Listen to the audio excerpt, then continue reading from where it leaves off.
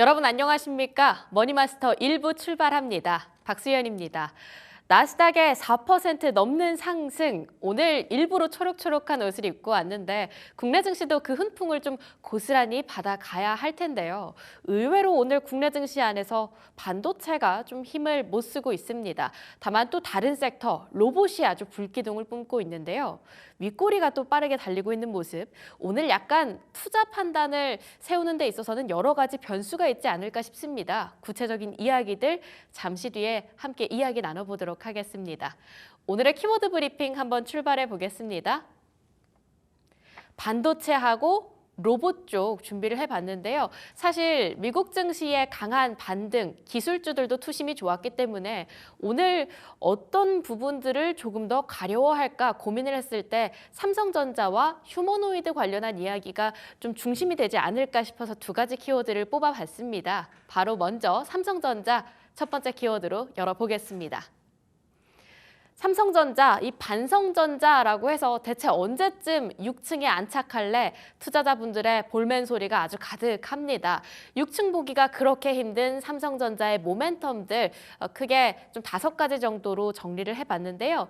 우선 삼성전자 HBM3E는 일단 좀 내려놓고 HBM4에 승부를 걸겠다라고 하는 입장을 계속 보여주고 있죠. 특히 장비사들과 맞손을 잡고 선단 제품의 수요를 끌어올리는데 조금 더 집중을 하겠다라는 포지션으로 요즘 힘을 내고 있습니다. 엔비디아가 아무래도 H20, 그러니까 엔비디아의 AI 칩이죠. 중국 쪽으로의 수출이 되는 것에 있어서 좀 규제를 받아가면서 반도체 자체의 투심이 크게 꺾이는 그런 케이스가 있었는데 수익성 사수의 총력전을 기울이겠다라고 이야기를 하면서 이번에 GPU의 가격을 최대 25%까지 인상할 가능성을 염두에 두고 있습니다. 또 뿐만 아니라 일단 대중국 수출 규제에 따른 우려감 때문인지 어쨌든 엔비디아 우회해서 중국 쪽으로 AI 칩을 판매할 수 있는 그런 새로운 방법을 모색해 보겠다. 아무래도 중국 시장은 그만큼 반도체에 있어서 꽤 적지 않은 점유율을 가져가고 있기 때문에 이 시장을 포기할 수 없겠다라고 하는 입장을 엔비디아는 계속해서 톡톡히 보여주고 있습니다. HBM4 쪽에 아무래도 퀄 테스트 통과가 일단 삼성전자 제일 중요해 보이겠지만 엔비디아의 향후 기대감, 협력 기대감 때문에라도 이러한 부분들이 삼성전자의 모멘텀이 되어줄 수 있을 것 같습니다. 또 오늘 아침에 국내 증시 안에서는 이 이야기가 꽤 시끌시끌하게 들리고 있는 것 같습니다. 애플이 9월 달쯤에 출시 예정인 신규 아이폰의 가격 인상을 현재 고려하고 있다. 만약에 이번 9월에 나오는 신제품의 가격 인상이 이루어진다라고 한다면 2022년 이후 3년 만에 인상이 될 것이다라는 전망이 나오고 있는데요. 관세 때문은 아니다. 새로운 디자인과 여러 가지 기술력 때문이다라는 이야기가 나오곤 있지만 일단은 여러 가지 기사들 안에서는 관세의 영향을 그럼에도 불구하고 피해갈 수 없었던 게 아니냐라는 분석이 좀 덧붙어 가고 있는 것 같습니다. 가격 인상폭에 대한 이야기들도 아직은 불확실하기 때문에 조금 더 지켜봐야겠지만 삼성전자의 투심을 자극할 만한 모멘텀은 될 수 있을 것 같습니다. 또 삼성전자 오늘 갤럭시 S25 엣지를 온라인 언팩 행사에서 또 공개를 한 바 있죠. 5.8mm로 굉장히 얇은 두께라고 하는데 그립감이 조금 중요하지 않을까 싶습니다. 저 같은 경우는 갤럭시 울트라를 써서 손이 좀 작은 편이다 보니까 상당히 핸드폰이 겉돌아서 불편하더라고요. 얇으면 조금 더 좋을까요? 일단 그립감이 중요하지 않을까 싶은데 나중에 후기가 나온다라고 한다면 이러한 부분도 하나의 모멘텀이 될 수 있을 것 같습니다. 일단 이런 여러 가지 모멘텀들로 함께 출발했지만 기대감만큼은 오늘 충족시켜주지 못하고 있는 삼성전자의 주가 추이인데요. 잠시 뒤에 확인해 보도록 하고요. 로봇 쪽의 이야기들도 한번 전해드리도록 하겠습니다. 휴머노이드 쪽입니다. 모건 스탠리가 이 로봇 시장 관련해서 30년에는 $200 수준이겠지만 40년 되면 더 커지고 이게 50년이 되면 무려 4.7조 달러나 될 수 있다. 그만큼 시장에 대한 전망을 상당히 우호적으로 평가를 하고 있는데요. 휴머노이드 시장 이제는 정말 봐야 할까요? 무엇보다 반도체 쪽으로의 투심이 집중된다라고 한다면 그 수급 로봇 쪽도 따라 붙을 수 있을 겁니다. 휴머노이드의 기술력을 조금 더 끌어올리는 끌어올리겠다라고 해서 이번에 정부가 방위 산업과 함께 이 로봇 시장의 한 분야를 국가 첨단 전략 기술로 신규 지정했습니다. 휴머노이드의 기술 경쟁력을 2027년까지 글로벌적으로 조금 더 탄탄하게 내세우겠다라고 하는 게 이번 전략이 된다고 하는데요. 나우 로보틱스가 또 이번에 시장 안에서 정말 제대로 된 매기 역할을 했습니다. 공모와 상장 연타석 흥행을 했고요. 상장 첫날부터 더블 기록한 이후에 3거래일 연속으로 빨간불이었는데 오늘 또 무려 상한가를 기록하는 모습도 연출을 해줬습니다. 잠시 뒤에 시세 확인 같이 해보도록 하겠습니다. 또 어제는 현대차와 LG가 휴머노이드 시장에서 동맹을 맺기로 했다라는 기사가 나왔었죠. LG 이노텍이 또 보스턴 다이내믹스 아틀라스에 눈을 만들겠다라는 이야기들도 전해졌는데요. 만약에 로봇주 투심이 조금 더 연속성을 띠게 된다라고 한다면 이렇게 인공지능 로봇 안에 들어가는 제조단의 부품단의 움직임들도 함께 예의주시해 보시면 좋을 것 같습니다. 현대모비스도 마찬가지로 액추에이터 로봇 시장에 진출을 하겠다, 본격화하겠다라고 하는 소식까지 같이 전해지니까요. 해당 종목의 시세도 꼭 확인을 해보시면 좋을 것 같고요. 또 방금 전에 이제 일론 머스크가 SNS에 글을 하나 올렸습니다. 정확하게는 동영상이 될 것 같은데 자사의 옵티머스가 이렇게 춤을 추더라고요. 정말 엄청난 무게중심을 보여주면서 화려한 무빙을 보여주던데 그 영상을 보면서 저는 또 느꼈습니다. 아, 휴머노이드의 시장이 정말 머지 않았구나. 이제는 뭐 선박제조도 로봇이 한다고 하는데 조금은 눈여겨봐야 할 그런 이슈들이 아닐까 생각이 들었습니다. 시세 하나씩 확인해 보도록 하겠습니다. 우선 반도체 쪽 열어보도록 할 텐데요. 삼성전자가 좀처럼 힘을 내지 못하고 있는 오늘입니다. 반도체 나름 장 열리기 전에는 기대를 했었는데 약간은 좀 빠지고 있는 모습이고요. SK 하이닉스가 그래도 미증시에는 좀 민감하게 움직이는 흐름이죠. 그래도 여전히 저는 아쉽습니다. 기대치만큼은 시원하게 올라주지 못하지만 삼성전자나 전체적인 반도체 섹터 안에서는 그나마 SK 하이닉스 선방하면서 주가를 좀 끌어올려주고 있습니다. 오후장에는 20만 닉스를 한번 봤으면 좋겠다라는 기대감 생겨나고 있고요. 이오테크닉스가 같이 올라갑니다. 한화비전은 1% 상승입니다. 한미반도체는 오늘 장 출발할 때 같이 빨간불이었지만 현재 하락 전환한 이후에 낙폭이 조금씩 깊어지고 있는 모습들 확인되고 있습니다. 그 다음으로 로봇 관련해서도 한번 시세 확인해 보도록 할 텐데요. 우선은 나우 로보틱스 오늘 상한가 계속 지켜주고 있습니다. 정말 강한 시세다라고 봐야 할 텐데 요즘은 정말 새내기주들 뭔가 추세, 분위기가 정말 중요한 것 같습니다. 한번 올라탄 그런 종목들은 끝까지 쭉 가는 그런 느낌들도 있는 것 같아서 왠지 눈여겨보면 좋을 것 같다라는 생각도 들면서도 이 새내기주는 워낙 변동성이 크다 보니까요. 투자 포인트들 함께 이야기 나눠볼 수 있다고 한다면 다양한 기회들 어떻게 모색해보면 좋을까 이야기 나눠보도록 하겠습니다. 그 외에 로봇의 관절 역할을 해주는 액추에이터, 로보티즈와 하이젠 R&M이 각각 정말 큰 대장주의 역할을 해오고 있습니다. 로보티즈 이번에 실적 나왔는데 매출과 영업이익 모두 가이던스를 상회하는 움직임들 보여줬습니다. 오늘 2% 빨간불 켜고 있고요. 하이젠 R&M 오늘 15%까지 급등을 했었는데요. 윗꼬리가 상당히 길게 달린 모습입니다. 8% 강세지만 약간은 좀 힘이 빠진 것 같은 그런 모습들 연출되고 있고요. 유진 로봇이 강한 상승세, 로보로보도 두 자릿수 상승세를 기록해주고 있습니다. 자, 본격적인 투자 포인트 함께 하시죠. 3% 공략주로 출발해 보겠습니다.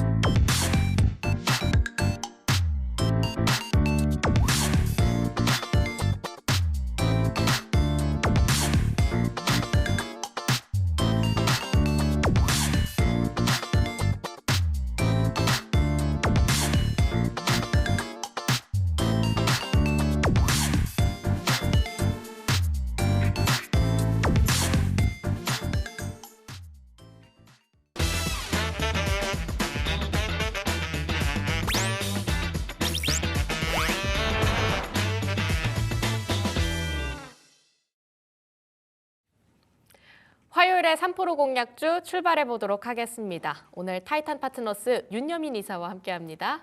이사님 안녕하세요. 네, 안녕하십니까. 자, 이렇게 같이 앉고 나서 화면이 탁 열리기 전에 저한테 살이 좀 오르신 것 같아요. 연애하시나 봐요. 이렇게 얘기를 하셨는데요. 네. 오늘 또 그런 얘기를 들었습니다. 제가 회사하고 연애를 한다. 그만큼 정말 다양한 정보들 시시각각 빠르게 대응을 해서 알려드리려고 제가 그렇게 열심히 회사 생활을 하고 있는데요. 오늘 방송 통해서는 좀 미국과 중국 안에서의 다양한 이야기들을 좀 쟁점적으로 얘기를 해봤으면 좋겠습니다. 우선 115% 관세 인하, 정말 무시할 수 없을 정도로 상당히 큰 폭의 인하잖아요. 시장은 일단 미국 증시는 환호를 한 것 같은데 이 국내 증시 잘 받아갈 수 있을까요? 참 이제 이런 얘기를 들으면 네. 항상 하는 얘기가 굳이 왜 이럴 거면 왜 올렸냐, 왜 올리고 왜 내렸냐.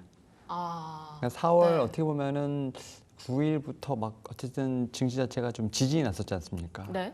그런 부분에서 결국은 굳이 이렇게 관세를 다시 내릴 건 뭐하러 올렸을까라는 생각을 합니다만 결국 그만큼 서로에게 원하는 것이 분명히 있었다라고 좀 생각이 들고 있고요. 뭐 협상의 어떤 결과를 떠나서 일단은 첫 단추에서 상당히 많은 진전이 있었다는 건 제가 볼 때는 큰 의미는 있다라고 좀 생각이 듭니다. 제가 볼 때는 뭐 이틀 동안 거의 비공개로 진행됐기 때문에 아직까지는 그 어떤 디테일에 관련된 부분들 지금까지 보도에 의하면 뭐 중국 시장의 개방을 필두로 해서 여러 가지 좀 얘기가 나오고 있습니다만 그 안에서 내용을 명확하게 좀 알 수는 없습니다만 확실히 미국과 중국 어쨌든 서로 원하는 것에 대한 어떤 딜은 확실히 이루어지고 있구나라고 좀 생각이 들고 있고요. 다만 이제 4월 달에 상당히 좀 주식 자체가 힘들었던 부분들, 국내 증시뿐만 아니라 해외 글로벌적으로 증시가 힘들었던 부분이 어느 정도 좀 회복 탄력성을 보인다는 측면에서 봤을 때 확실히 저점은 지나고 있구나라는 좀 생각은 들고 있고요. 다만 이제 90일의 유예였기 때문에 이 사이에 좀 어떤 얘기들이 다시 한번 오고 갈지에 대한 부분들을 좀 체크할 필요는 있다라고 좀 말씀드릴 수 있을 것 같습니다. 네, 여러 가지 이야기들을 해주셨습니다. 또 오늘 많은 분들께서 함께 참여해주고 계셔서 오전장에 대한 흐름들도 함께 이야기를 나눠보면 좋을 것 같은데요. 오늘 저희가 좀 눈여겨보면 좋을 만한 섹터, 가장 집중하고 계신 그런 섹터가 있을까요? 일단은 이 미국과 중국의 일단은 어쨌든 무역 전쟁이라고 해야겠죠. 이런 부분에 있어서 어떻게든 타결이 되면서 그동안 좀 피해를 봤던 섹터들이 오히려 이제 수혜를 보는 섹터로 변모하는 자동차? 시간인데 그런 부분에서 이제 제가 볼 때는 말씀하셨던 뭐 반도체라든지 네. 뭐 자동차라든지 거기에 좀 억울하게 같이 끌려갔던 뭐 전력 인프라라든지 이런 쪽에 대한 섹터가 단기적으로는 반등할 수 있는 가능성이 상당히 높지 않을까라는 좀 생각을 하고 있고요. 결국 이제 어제 그런 측면에서 삼성전자가 3%대 좀 급등이 나왔다는 것 자체는 제가 볼 때 삼성전자 3%면 거의 뭐 상한가라고 보셔도 될 것 같은데. 5%도 올랐습니다. 네, 뭐 이제 어떻게 보면 이제 시간 내 거래도 있고 뭐 예. KRX도 있고 그러다 보니까 시간 대체되고 그러다 보니까 근데 결국 그러한 측면에서 보게 된다고 하면 삼성전자가 그렇게 캐리할 수 있었던 건 제가 볼 때는 그러한 어떤 원인도 분명히 있다라고 좀 생각이 들면서 어제 이제 삼성전자가 거의 모든 수급을 다 이제 흡수해가는 좀 그러한 좀 상황이 나오다 보니까 확실히 반도체 쪽이 좀 강하면 우리나라는 증시가 오르고 다른 좀 섹터들은 조금 힘이 없을 수밖에 없는 좀 그런 상황이 좀 펼쳐진다는 측면에서 봤을 때 확실히 좀 주도 섹터가 좀 바뀔 수 있는 좀 그러한 좀 광경을 어제는 좀 목도했다라고 좀 생각이 듭니다. 네. 그런 입장에서 봤을 땐 오늘은 좀 힘을 못 씁니다. 일단은 확실히 이제 이게 국장에 대한 어떤 그런 어떤 불신인지 모르겠지만 네. 미국의 어떤 증시의 반등을 우리나라가 좀 선반영을 한 것인지 말씀하셨던 것처럼 조금 힘이 없다라고 좀 느끼실 수 있겠는데 예. 그래도 이제 코스닥 같은 경우는 한 1.16% 정도 상승을 하면서 어쨌든 상승세에 어떤 조금은 좀 반응을 한다라고 말씀드릴 수 있을 것 같고 다만 문제인 코스피 같은 경우가 지금 계속 약보합, 강보합 계속 왔다 갔다 하고 있는 모습이라고 볼 수 있을 것 같거든요. 뭐 삼성전자 같은 경우가 약간 좀 힘을 좀 못 쓴다고 볼 수 있을 것 같은데 시가총액 상위 종목들을 보게 된다고 하면 섹터별로 대장주들은 조금 힘을 쓰고 있는 모습입니다만 그 이외에 좀 섹터 내에서 또 약간 차별화가 좀 나타나고 있다. 종목별로 좀 차별화가 나타나고 있는 상황이기 때문에 시가총액 상위 종목들을 제외한 대부분의 종목들이 좀 코스피 같은 경우는 살짝 좀 눌림이 나오고 있다라고 좀 보시면서 어제 좀 미국 시장의 어떤 급등을 보면서 우리나라 시장을 좀 보셨다면 약간의 좀 실망적인 부분은 분명히 있지 않나라고 좀 생각이 듭니다. 네, 약간은 좀 실망스러운 시장, 이렇게 오전장 한마디로 정리를 해볼 수 있을 것 같은데요. 그러면 시장에서 또 새로운 전략들을 저희가 짜봐야겠죠. 중요할 만한 이슈들 바로 직진 통해서 확인해 보도록 하겠습니다.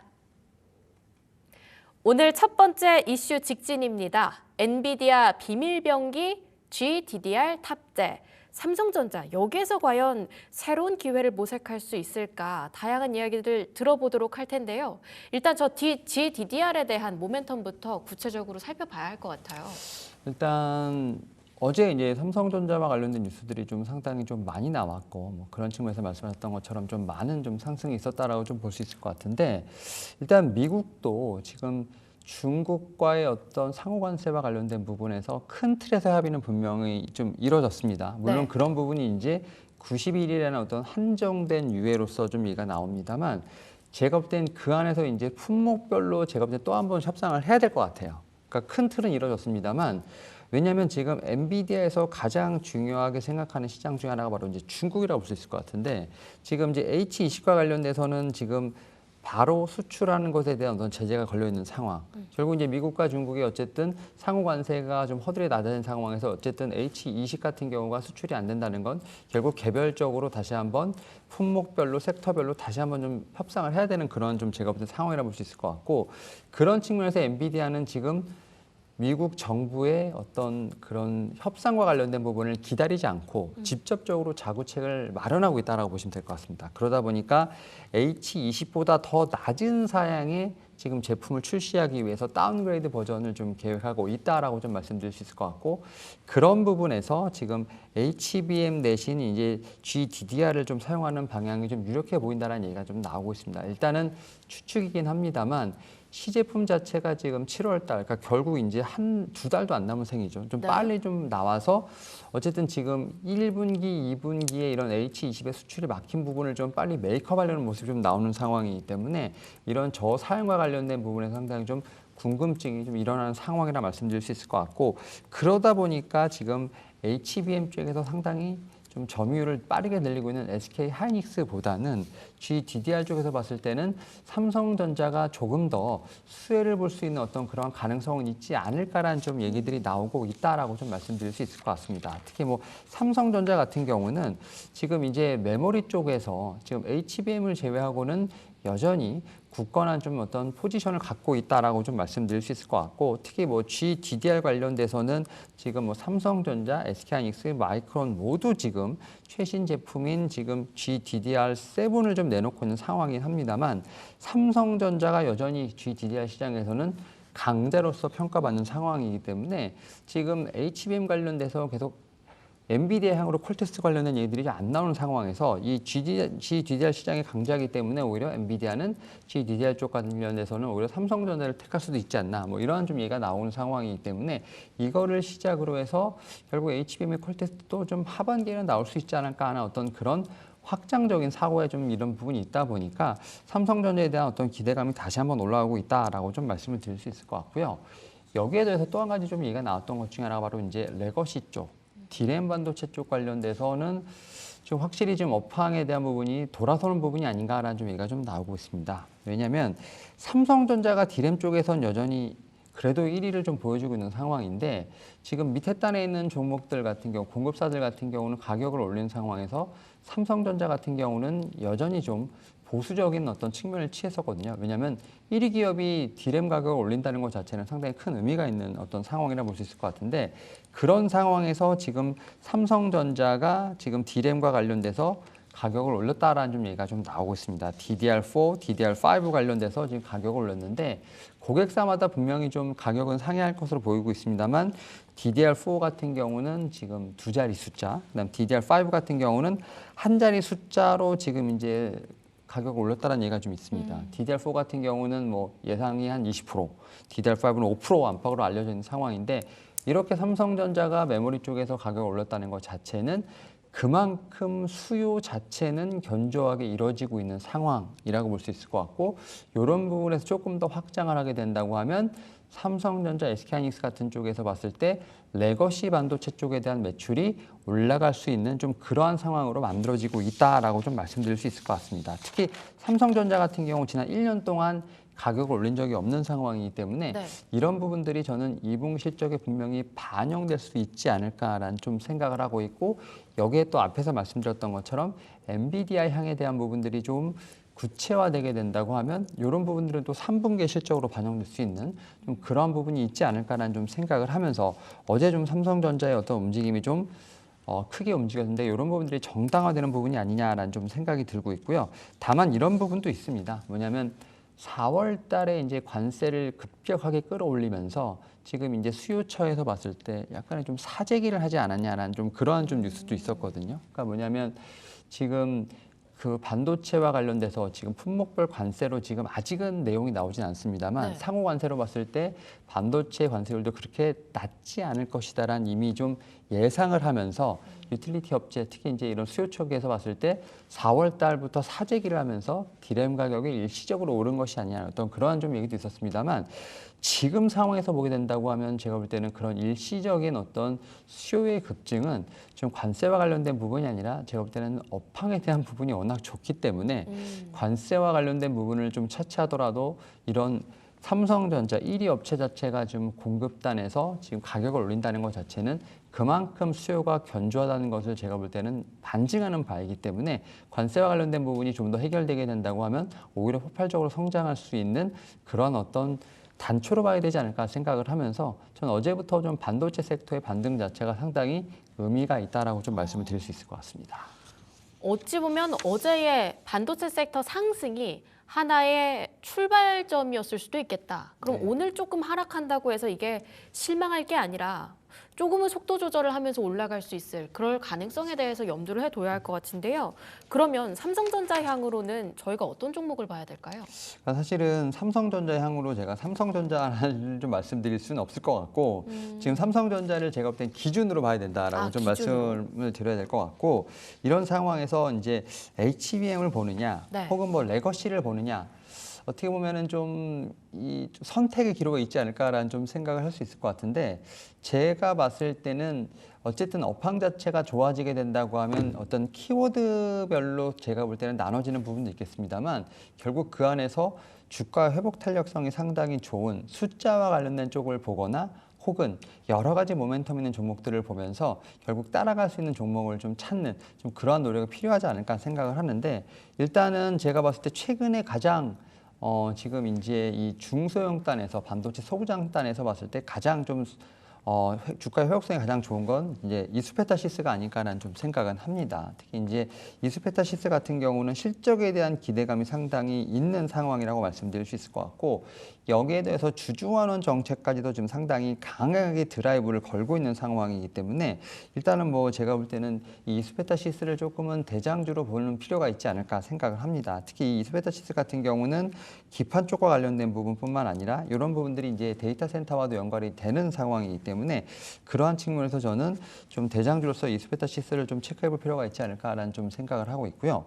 다만 이수페타시스가 대장주라고 합니다만 주가 자체는 그렇게 높은 편은 아닙니다. 대부분의 반도체 자체가 지금 종목들이 뭐 전고점 대비해서 50% 이상 좀 조정받은 종목들이 워낙 많은 상황이기 때문에, 주가의 회복 탄력성을 봤을 때는 뭐 이수페타시스가 좀 대장이라 하더라도 여전히 제가 볼 때는 주가 자체로 봤을 때는 좀 부담이 없는 자리라고 말씀드릴 수 있을 것 같고, 또 이런 어떤 대장주를 따라갈 수 있는 종목으로 어제 조금 반등이 나왔던 종목 중에 하나가 바로 이제 TLB가 아닐까라는 좀 TLB, 생각이 드는데요. 네, TLB 같은 경우는 제가 볼 때는 이게 CXL이든지 약간 소캠 쪽 여러 가지 좀 모멘텀이 좀 한 번에 있는 종목으로서 약간 가벼운 듯한, 하지만 반도체 섹터가 움직일 때 좀 같이 강하게 반등할 수 있는 그런 종목 중에 하나가 아닐까라는 좀 생각은 하고 있고요. 이런 부분이 또 이제 TLB가 또 DDR4, 5랑도 연관이 있다 보니까 특히 이제 어제 뉴스에 좀 강하게 반등하지 않았나라는 좀 생각을 하고 있습니다. 그런 측면에서 봤을 때 이런 키워드 싸움에서 CXL이든지 지금 소켄과 관련된 종목들 같은 경우가 그래도 시장 대비 좀 상당히 강하게 움직일 수 있는 키워드가 있고, 특히 TLB 같은 경우는 여기에 더해서 지금 이제 DDR5 쪽하고도 연관이 되는 상황이기 때문에, 이러한 측면에서 저는 이 두 종목을 어떻게 보면은 좀 반도체가 올라올 때 좀 강하게 올라올 수 있는 주가 회복 탄력성이 강한 종목으로 한번 좀 말씀드려 볼 수 있을 것 같습니다. 네, 삼성전자를 하나의 지표 삼아서 이수페타시스하고 TLB의 시세 강한 상승세를 좀 기대해 보도록 하겠습니다. 바로 두 번째 이슈도 함께 확인해 볼까요? 오늘 두 번째 이슈는 변압기 전력 쪽에서 가져와 주셨습니다. 변압기의 수출 확대, 전력 인프라 허리업이라고 가져와 주셨는데 사실 변압기 쪽 있잖아요. 뭐 1월 너무 좋았어가지고 물려 계신 투자자분들이 상당합니다. 요즘엔 추세가 상당히 좋다라고는 하지만 아직까지 내 계좌는 파란불이다 하시는 분들도 꽤 계실 만한 게 이쪽 섹터거든요. 이 섹터는 앞으로 어떻게 봐야 될까요? 사실 이 전력 인프라가 이제 이 반도체 AI 관련된 종목들과 좀 억울하게 같이 묶이면서 주가에 좀 하락이 좀 많이 나왔었는데 네. 제가 이제 엔비디아를 말씀드렸습니다만 엔비디아 같은 경우가 1월 7일 날 고점을 찍은 이후에 상당히 급하게 좀 조정을 받았는데 엔비디아가 이렇게 조정을 받았던 건 결국 이제 딥시크와 관련된 이제 출현을 통해서 엔비디아 자체에서 이렇게 이런 빅테크들이 과연 이런 캐파 증설이 정당화될 것인가? 그러다 보니까 그렇게 된다고 하면 뭐 전력 인프라부터 시작해서 데이터 센터에 들어가는 것들이 그렇게 의미가 있을까? 뭐 이러한 논리로 좀 전력 인프라도 많이 좀 빠졌다라고 볼 수 있을 것 같은데 사실 전력 인프라와 관련돼서 지금 데이터를 보게 된다고 하면 너무나 지금 이제 탄탄한 구조를 보여주고 있다라고 좀 말씀드릴 수 있을 것 같고 특히 통계청에서 이제 지난해 이제 연간 대형 변압기 수출액을 좀 통계를 밝혔는데 전년도가 이제 2023년도입니다. 2023년도에 지금 6조 8천억 달러를 지금 기록을 했고 지금 죄송합니다. 6억 8,300만 달러 지금 이제 기록을 했고 2024년에는 9억 4,600만 달러를 기록을 하면서 지금 2023년 대비 2024년에 한 38% 정도 늘었다라고 좀 말씀드릴 수 있을 것 같고 이 수치는 2022년부터 지금 3년 연속으로 증가를 하고 있다라고 좀 말씀드릴 수 있을 것 같고요. 특히 올해 1분기의 대형 지금 변압기 수출액 같은 경우는 이미 좀 2억 8천만 달러를 기록하면서 우리나라 돈으로 약 한 4천억 원 가까이 지금 이미 1분기에 수출을 했다라고 좀 말씀드릴 수 있을 것 같습니다. 특히 이제 이런 부분을 통해서 이렇게 지금 AI 데이터 센터를 통해서 나오는 전력 인프라의 수요가 강한 것이냐라고 질문할 수 있겠습니다만 이것뿐만 아니라 지금 미국의 노후화된 전력망을 지금 계속 교체하는 부분도 하나의 제가 볼 때는 화두로 떠오르고 있다라고 좀 말씀드릴 수 있을 것 같은데 지금 미국 내 대형 변압기 70% 이상이 지금 설치된 지 25년 됐다고 합니다. 결국 이제 교체를 해야 될 수밖에 없는 상황이라고 말씀을 드릴 수 있을 것 같고 그리고 여기에 더해서 최근에 좀 유럽 쪽에서의 어떤 큰 사건이 하나 있지 않았습니까? 정전이요? 네. 이런 부분을 통해서 미국뿐만 아니라 유럽 쪽에서도 문제가 생겼다는 점, 이 부분도 저는 분명히 주목할 필요가 있지 않을까 생각하면서 노후화된 어떤 전력 인프라의 교체 수요는 제가 볼 때는 계속되지 않을까라는 좀 생각을 하고 있습니다. 그러다 보니까 이미 이제 국내 지금 변압기 3사 업체들 같은 경우는 작년부터 이미 캐파 증설을 시작을 했다라고 좀 말씀드릴 수 있을 것 같은데 특히 이제 HD 현대 일렉트릭을 좀 대장주라 볼 수 있을 것 같은데 이 회사 같은 경우는 1월부터 지금 울산 쪽, 미포 쪽에서 변압기 공장 증설 계획을 좀 발표를 했고요. 특히 그러다 보니까 이미 2,100억 정도가 좀 투입이 됐습니다. 그리고 어떻게 보면 올해 말에 지금 하반기에 지금 미국의 엘라바마주 쪽에서도 지금 한 1,800억을 투입을 해서 지금 설비를 증설한다는 얘기가 나오고 있고요. 뭐 효성중공업은 이미 지금 1,000억이 지금 들어가 있는 상황. 그러다 보니까 계속해서 지금 설비를 증설한다는 것 자체는 이미 수주에 관련된 부분은 걱정할 필요가 없다라고 좀 생각이 들고 있고요. 그런 측면에서 최근에 좀 너무 억울하게 주가 자체가 다운그레이드 된 점은 네. 오히려 매수의 기회로 봐야 되지 않을까 생각을 하고 있고 다만 이제 기존에 보유하고 계셨던 분들 같은 경우는 상당히 조금 힘든 시간을 보내셨을 거라 생각을 합니다만 이것도 종목별로 좀 차별화가 있다. 그래서 이 부분은 제가 좀 바로 또 말씀을 좀 드릴 수 있을 것 같습니다.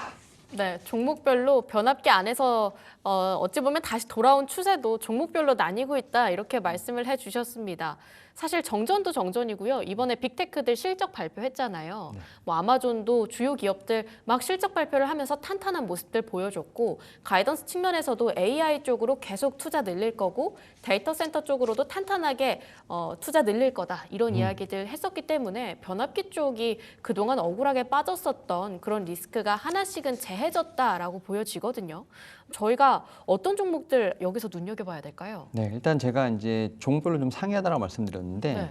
일단 이제 변압 3사 하면 좀 떠오르는 종목들이 몇 개 있지 않습니까? 근데 이제 효성중공업이 어떻게 보면 그 중에 하나인데 오늘 이제 50일 신고가를 갱신했습니다. 네. 그러다 보니까 변압기 3사 중에서 일단은 가장 빠른 회복 탄력성을 보이고 있는 건 효성중공업이라고 말씀드릴 수 있을 것 같습니다. 특히 1분기 지금 이제 중공업 전력기기 쪽에서 역대 최대 수주 잔고를 기록을 하면서 실적 성장폭을 상당히 키우고 있다라고 좀 말씀드릴 수 있을 것 같고 앞에서 말씀드렸던 것처럼 지금 공장 증설의 한창이다라고 말씀드릴 수 있을 것 같습니다. 수주가 이렇게 많기 때문에 캐파를 늘리지 않으면 납기를 일자를 맞출 수 없는 좀 그런 상황으로 이끌었다라고 볼 수 있을 것 같고 그런 측면에서 봤을 때 효성중공업에 대한 부분들은 좀 이제 50일 신고가 상당히 의미가 있다라고 좀 생각이 들고요. 결국 이런 측면에서 이러한 종목을 따라갈 수 있는 좀 주가 탄력성이 좋은 종목이 뭔가라고 봤을 때 저는 그 중에 하나가 바로 이제 산일전기가 아닐까라는 좀 생각은 하고 있습니다. 뭐 대형단에서 뭐 LS 일렉트릭이든지 뭐 HD 현대 일렉트릭이 있습니다만 산일전기가 조금은 좀 가벼운 모습을 좀 보여주고 있다라고 좀 말씀을 드릴 수 있을 것 같은데 지금 대부분의 지금 변압기 관련된 종목들 같은 경우 1분기의 실적 상당히 좋습니다. 그리고 1분기의 수주 같은 경우도 어떻게 보면 역대 최고치를 기록할 정도로 상당히 좋은 상황인데 특히 지금 산일전기 같은 경우도 지금 1분기에 호실적을 보여주고 있고 특히 1분기 신규 수주 잔고도 지금 약 1,700억 정도를 기록합니다. 그러니까 전체 1분기 전체 수주 같은 경우가 지금 이제 4,500억인데 그중에 신규 수주가 1,700억 정도인데 이게 전년 동기 대비 100% 이상 성장했다는 점에서 봤을 때 지금 수주량은 어마어마하다라고 볼 수 있을 것 같고 그런 측면에서 이 종목도 이 회사 같은 경우도 지금 이 공장이 신규 증설하고 지금 2월부터 돌아가고 있거든요. 그러니까 이만큼 이제 캐파 증설에 대한 부분들이 어느 정도 숫자로 증명되는 상황이기 때문에 지금 상황에서 이렇게 주가가 낮은 건 오히려 매수의 기회가 아닐까 생각을 하면서 전력 인프라는 지금 반도체 섹터의 어떤 성장과 함께 다시 또 움직일 수 있는 그러한 포지션에 있지 않나 생각하고 있습니다. 확실한 건 변압기는 이제 조금은 올라갈 쪽, 그러니까 하방보다는 상방이 조금 더 가능성이 크다라는 거. 그 안에 섹터에서는 좀 종목별로 희비가 크게 갈릴 수 있다. 가볍게 움직일 수 있는 종목 산일전기 받아봤습니다. 자, 오늘의 3프로 공략조 하나씩 열어볼 텐데요. 우선 첫 번째가 ISC 가져와 주셨습니다. 이 종목도 낙폭이 상당했는데 요즘 조금씩 우상향 기조를 그려가곤 있어요. 외국인의 수급은 살짝 아쉬운 것 같은데요. 네, 일단은 최근에 보게 되면 지금 반도체 소부장 쪽에서의 움직임이 조금은 상이한 모습 나오고 있다라 말씀드릴 수 있을 것 같고 말씀하셨던 것처럼 외국인이 참 야속하게 많이 팝니다. 근데 하지만 그 수급을 지금 기간, 그다음에 연기금이 좀 받아가는 좀 모습이 나온다라고 좀 말씀드릴 수 있을 것 같고 이 회사가 최근에 반도체 지금 후공정 장비사 그다음에 PCB 공급 업체 두 회사를 좀 인수했다라고 좀 말씀드릴 수 있을 것 같고 이게 이제 SK 엠펄스의 자회사라고 좀 볼 수 있을 것 같습니다. 그래서 이 회사의 어떤 지금 이제 이 포트폴리오를 좀 보게 된다고 하면 후공정이라든지 PCB 공급 업체를 어떤 인수했다는 것 자체는 결국 본인들의 어떤 포트폴리오를 완성함이 위함이라고 볼 수 있을 것 같고 그런 측면에서 봤을 때 제가 볼 때는 이 반도체 후공정에 대한 포트폴리오가 상당히 탄탄해짐을 좀 제가 볼 때는 체크해볼 필요가 있지 않을까라는 좀 생각은 하고 있습니다. 여기에 더해서 지금 실적과 관련된 부분들은 조금 아쉬운 부분이 있습니다만 지금 2분기 내지는 3분기에 걸쳐서 지금 매출 인식 지연된 부분이 다시 한번 인식될 것으로 보이고 있기 때문에 오히려 1분기의 실적이 저점이 되지 않을까라는 좀 생각을 하고 있고 여기에 더해서 3월 이후부터 지금 데이터 센터와 관련된 고객들의 주문이 회복되고 있는 상황이기 때문에 그러한 측면에서 2분기 실적을 조금은 기대해 볼 수 있는 부분이 있지 않을까라는 좀 생각은 합니다. 여기에 더해서 특히 또 ISC 같은 경우는 뭐 유리기판 쪽으로도 제가 볼 때는 엮일 수 있는 모멘텀이 분명히 있는 상황이기 때문에 그와 관련돼서도 제가 볼 때는 충분히 업사이드를 기대해 볼 수 있지 않을까라는 좀 생각은 하고 있습니다. 오히려 2분기 그리고 그 다음 분기별로 실적에 대한 성장세가 기대되는 종목이다라고 말씀을 해주셨는데요. 그러면 ISC의 앞으로의 가격 전략은 어떻게 받아볼까요? 일단은 말씀하셨던 것처럼 이제 어떻게 보면 너무나 많이 눌려 있는 종목이다 보니까 사실은 뭐 3% 공략 중이긴 합니다만 오히려 충분히 좀 길게 끌고 갈 수 있는 전략도 제가 볼 때 유효하지 않을까라는 좀 생각은 하고 있고 그런 측면에서 저는 이제 매물대 상단이 가장 좀 많이 좀 어떻게 보면 쌓여 있는 좀 75,000원대를 일단은 1차 목표가로 두면서 좀 중장기적으로도 끌고 갈 수 있는 부분이 있지 않을까라는 좀 생각을 하면서 목표가를 일단 1차적으로 75,000원, 손절가는 45,000원 제시해 드리도록 하겠습니다. 네, 오히려 많이 빠졌기 때문에 3%그 이상까지도 장기적으로 봤을 땐 노려볼 수 있는 종목이다라고 포인트 받아봤습니다. 그 다음으로는 화장품, 뷰티 쪽으로 가져와 주신 것 같습니다. 선진 뷰티 사이언스요. 모멘텀 체크 한번 해볼까요? 네, 지금 최근에 특히 지난주에 화장품 섹터의 상승세가 상당히 심상치 않았죠. 결국 이제 숫자와 관련된 부분에서 어떻게 보면은 수출주의 어떤 면모를 다시 한번 작년에 해서 올해도 좀 보여줄 수 있지 않나 생각을 하는데, 그런 가운데서도 이 선진 뷰티 사이언스 같은 경우는 거의 좀 움직임이 없었다라고 좀 생각이 드는데, 그럼에도 불구하고 지금 2025년 1월 대비했을 때 거의 40% 이상 오르긴 했습니다. 되게 조용히 올랐다라고 좀 생각이 들고 있고요. 네. 이 회사의 장점은 뭐냐면, 일단은 뭐 로레알이라든지 샤넬 쪽 글로벌 화장품 기업에 납품하고 있는 뭐 해외 수출의 어떤 주도를 하고 있는 그런 회사긴 합니다만, 가장 중요한 것이 바로 이제 저는 그거라고 생각을 합니다. 바로 이제 우리가 생각하는 선크림, 자외선 차단제와 관련된 쪽에 모멘텀이 있다라고 좀 생각이 드는데, 왜냐하면 이 자외선 차단제를 미국은 의약품으로 규정하고 있고요. 그런 측면에서 FDA 승인을 받아야 됩니다. 네. 근데 이 회사 같은 경우가 지금 생산 시설을 FDA 인정 기준에 맞게끔 계속 만들고 있고 FDA 승인까지 다 지금 준비를 하고 있는 상황이기 때문에, 그런 상황에서 지금 선주문이 들어오고 있습니다. 벌써부터 주문이 네, 그래서 들어오고 있는 거네요. 네, 7월부터 공장이 가동되는데 이미 글로벌적에서 수주를 좀 받고 있는 상황입니다. 그런 측면에서 봤을 때 지금 미국과 중국의 어떻게 보면 협상과 관련돼서 계속 얘기가 나오고 있습니다만, 제가 볼 때는 아직까지는 미국 향에 대한 수출이 많은 기업들에게 좀 더 아직은 유리하지 않을까라는 생각을 하는 상황에서, 지금 미국에서의 어떤 의약품에 관련된 부분에서 FDA 승인까지 받게 된다고 하면 확실하게 좀 승기를 잡을 수 있다는 점에서 봤을 때, 화장품 섹터에서 여전히 좀 저평가돼 있고 아직 오르지 못한 기업들 중에 하나가 바로 이 종목이 아닐까라는 좀 생각을 하면서, 뭐 선진 뷰티 사이언스 같은 경우는 충분히 업사이드를 볼 수 있는 종목이 아닐까라는 좀 생각은 하고 있습니다. 네, 선진 뷰티 사이언스의 목표가도 한번 받아볼까요? 네, 이 종목 같은 경우 지금 최근에 화장품 섹터의 좀 성장세를 좀 많이 따라가지 못했다는 측면에서 봤을 때 충분히 좀 업사이드가 있지 않을까라는 좀 생각을 하고 있고요. 다만 그런 측면에서 봤을 때 좀 매물벽이 조금 이제 18,000원부터 좀 생기는 시작 좀 있습니다. 그래서 1차적으로 한 18,500원 정도의 좀 제가 볼 때 목표가를 좀 말씀을 드릴 수 있을 것 같고요. 뭐 손절가는 조금 타이트하게 12,000원 제시해 드리도록 하겠습니다. 네, 오늘 이렇게 두 가지 3% 공략주 받아봤습니다. 지금까지 타이탄 파트너스 윤여민 이사와 함께했습니다. 이사님 말씀 감사합니다. 네, 감사합니다.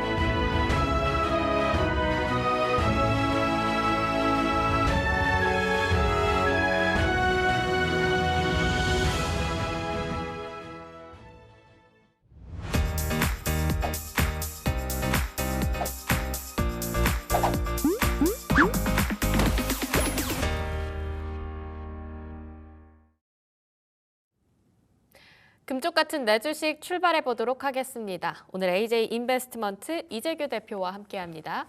대표님 안녕하세요. 안녕하세요. 오늘 보니까 중국 증시는 막 엄청 좋은 시세를 보여주고 있어요. 국내 증시도 좀 따라가 줘야 할 텐데 외국인의 수급이 들어오긴 하지만 여전히 조금 아쉬운 느낌이고요. 시장 한 5점 만점에 몇 점짜리 시장일까요? 한 3점 정도 주고 싶습니다. 반점은 하지만 있네요. 어떻게 보면 우리가 어느 정도 예상을 할 수 있었던 부분이라고 보고 있거든요. 아무래도 어제 삼성전자가 좀 올라왔기 때문에 우리 시장이 오늘 장 초반부터 강하게 올라간다는 것은 어떻게 보면 좀 어렵지 않았나라고 생각을 하고 있습니다. 욕심이었구나. 그죠. 그러니까 어제 반도체 관련되어 있는 소부장 기업들의 주가 중에서 10% 정도 올라온 기업들이 꽤나 있어요. 그러니까 오늘 연속적인 시세가 나오지 않고 있기 때문에 오늘은 조금 약할 수 있습니다. 네. 하지만 앞으로는 좋아질 가능성이 있겠죠. 그렇기 때문에 전반적으로 너무 부담감을 느낄 만한 상황은 아니라는 말씀을 드리고 싶고요. 이제 11시 정도가 되면 이제 기관 수급이라든지 외국인 수급이 한 바퀴 이제 좀 바뀔 가능성이 있거든요. 지금 시간대가 어느 정도 조금만 더 지나간다라고 한다면 네. 외국인들의 수급 자체가 순매수로 조금 더 강하게 들어올 가능성이 전 있다라고 생각을 하고 있습니다. 그렇다라고 한다면 장 초반에 우리가 좀 실망했었던 부분들이 장 후반으로 가면서는 좀 개선될 가능성이 있지 않을까라는 말씀드리면서 뭐 시장에 대해서는 사실 저는 계속해서 말씀드렸다시피 우리 시장 꽤나 반등이 나왔어요.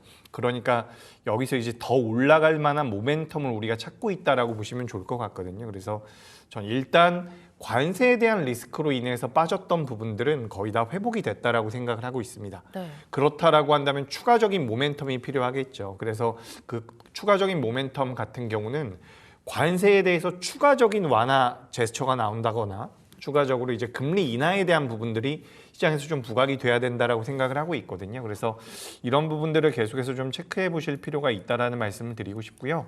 오늘 또 우리가 금 쪽이 이야기하면서 제가 말씀 많이 드리겠지만 시장의 분위기가 좀 바뀔 가능성이 있어요. 그러니까 지금 우리가 조선이라든지 방산이라든지 그동안 우리나라 시장을 이끌어왔었던 네. 종목군들 중에서 미국과 중국의 관계가 좋아지면 개선이 되면 오히려 좀 낙폭이 나올 만한 섹터들도 있거든요. 그래서 그런 쪽은 우리가 좀 체크를 해볼 필요가 있지 않을까라고 말씀드리고 싶고요.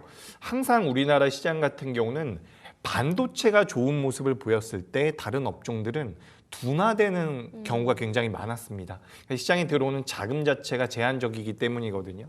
그러니까 우리가 저는 이제 이 큰 흐름을 맞추는 것이 굉장히 중요하다라고 생각을 하고 있어요. 우리가 2025년도 들어와서 1월 달에 뭐 로봇이라든지 조선주가 좋았는데 그 종목군들을 안 가지고 계신 분들 같은 경우는 연초에 굉장히 힘드셨을 거란 말이에요. 네. 그리고 지난달 같은 경우도 정책 테마라든지 시장에서 자금이 몰리는 쪽이 분명히 있었는데 다른 쪽을 매매하고 계신 분들 같은 경우도 힘드셨을 거예요. 그렇죠. 근데 저는 이번 주가 지나고 나면 좀 윤곽이 나올 가능성이 높다라고 보고 있어요. 그러니까 우리가 반도체 쪽이나 2차 전지 같은 경우도 사실 오늘 좀 올라올 법한데 밀리는 것은 미국과 중국의 관계가 어느 정도 완화됐을 때 2차 전지 같은 경우는 어떻게 보면 피해를 받을 가능성이 있습니다. 오히려요. 그렇죠. 중국에서 어쨌든 2차 전지를 잘하고 있는 분야이기 때문에 우리나라 기업들이 어느 정도 피해를 받을 수가 있기 때문에 저는 오늘 밀리고 있다라고 생각을 하고 있거든요. 근데 이런 윤곽 자체가 이번 주가 지나고 나서 나올 가능성이 높다라고 보고 있으니까 우리 시청자분들께서도 자금이 이 큰 자금이 어디로 옮겨가는지를 좀 체크하실 필요가 있다라는 말씀 드리겠습니다.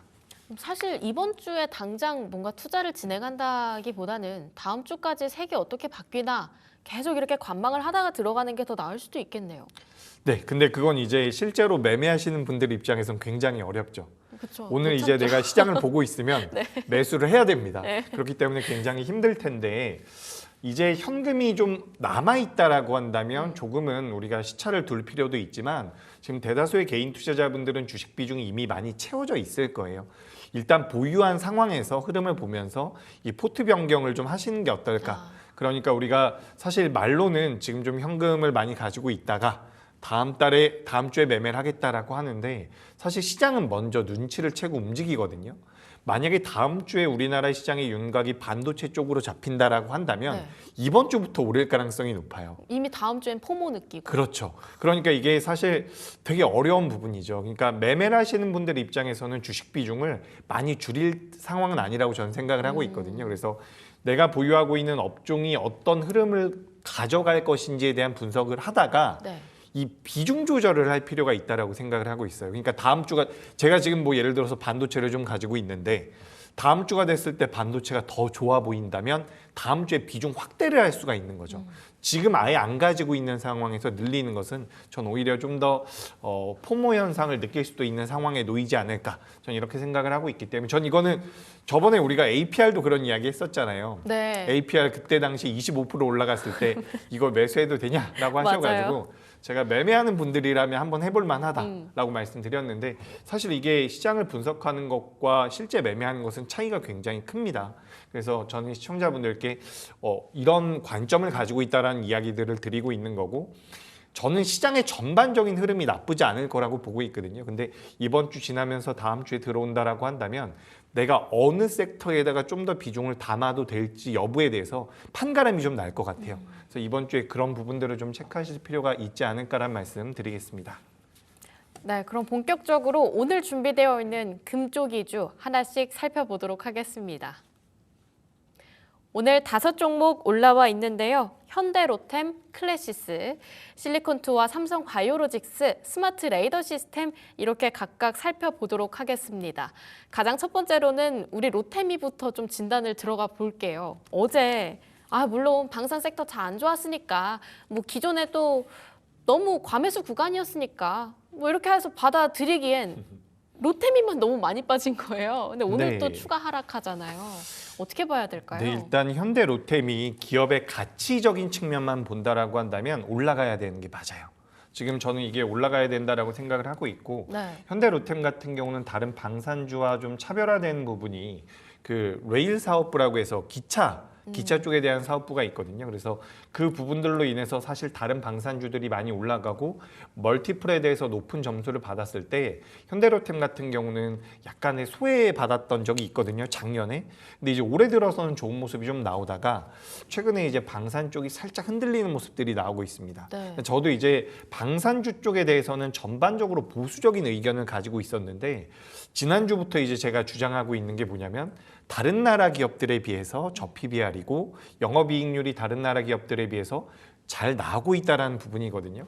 그렇기 때문에 우리나라 방산주가 좀 더 올라갈 가능성이 높다라고 생각을 하고 있고 또 현대로템 같은 경우는 우리가 이제 수주 사업을 하고 있는 기업들 같은 경우는 실적적인 부분에서 공백이 나오는 경우가 있습니다. 근데 지금 현대로템 같은 경우는 폴란드 K2 전차 수출 확대가 진행이 되면서 네. 그에 따라서 이제 그 실적 공백기가 나오지 않을 가능성이 높다라는 분석이 있거든요. 그러니까 실적이 매 분기 잘 나올 수 있다라는 부분이죠. 그래서 우리가 이런 부분들을 좀 고려를 해보고요. 또 뭐 루마니아라든지 작년이나 재작년 같은 경우는 계속해서 우리가 폴란드 이야기를 했었는데 폴란드 주위에 있는 국가들 쪽에도 이제 수출이 계속해서 체크가 된다라고 한다면 주가가 올라가는 것은 저는 맞다라고 생각을 하고 있어요.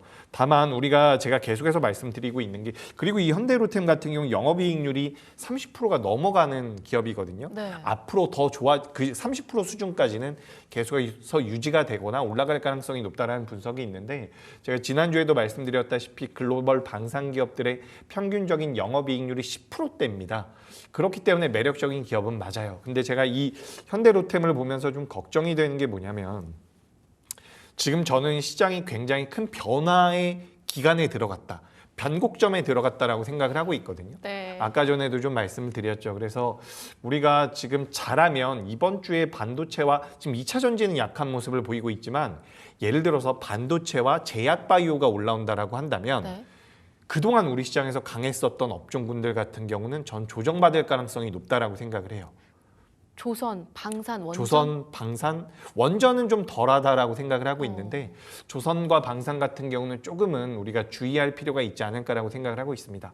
그래서 제가 항상 주장하는 부분이지만 기업 자체는 좋아요. 주가도 네. 더 올라가야 되고 지금 방산 쪽에 대한 모멘텀이 사실 미국과 중국이 어느 정도 화해 제스처를 취했다라고 해서 미국과 중국이 아주 사이가 갑자기 좋아져서 이럴 가능성은 낮습니다. 굉장히 낮기 때문에 사실 우리가 지난주까지 지지난주까지 이 방산 쪽에 대해서 분석했었던 내용들을 갑자기 뒤엎는 것은 전 틀렸다라고 생각을 해요. 네. 하지만 중요한 것은 경계할 필요가 있다라는 거예요. 지금 어쨌든 중국 쪽과 미국 쪽이 순화가 되는 부분들도 있지만 러시아와 우크라이나 같은 경우도 지금 재건 소식이 계속해서 들리고 있으면서 중동 쪽에 대한 이런 분쟁 소식들도 계속해서 좀 완화가 되고 있는 부분들이 있거든요.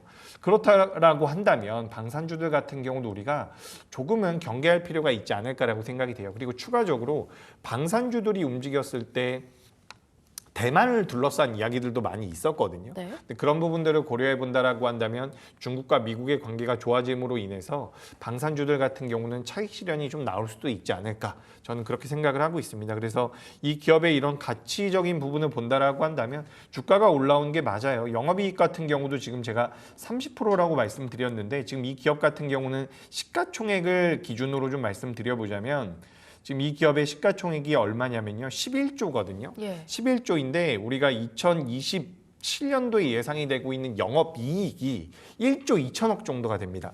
그렇다라고 하는 것은 주가가 많이 올라가도 이거는 고평가 논란에 들어가지 않을 가능성이 높아요. 그러니까 주가가 올라가도 된다라는 거죠. 그래서 저는 이 기업에 대해서 호감도 같은 경우도 나쁘게 드리지 않습니다. 저는 좋게 보고 있어요. 좋은데 경계가 필요하다. 전 이게 포인트거든요. 그러니까 좋은데 경계가 필요하다라는 거 말이 좀 어려울 수가 있는데, 밀당. 그죠? 그러니까 저 화면에 보시면 아시겠지만 호감도 3개에다가 상승 여력도 20%입니다.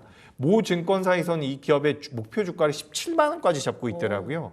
현재 10만 원이기 때문에 70%의 상승 여력이 있다라는 건데 좋아요. 좋은데 경계할 필요는 있다. 왜냐하면 이게 시장에 들어오는 자금은 여러분 무한한 게 아닙니다.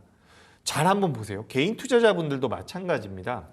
시장에서 좋은 종목이 있는데 다 살 수가 없어요. 없죠. 왜냐하면 가지고 있는 투자금이 있으니까. 기업들도 기관들도 외국인들도 마찬가지라는 거죠.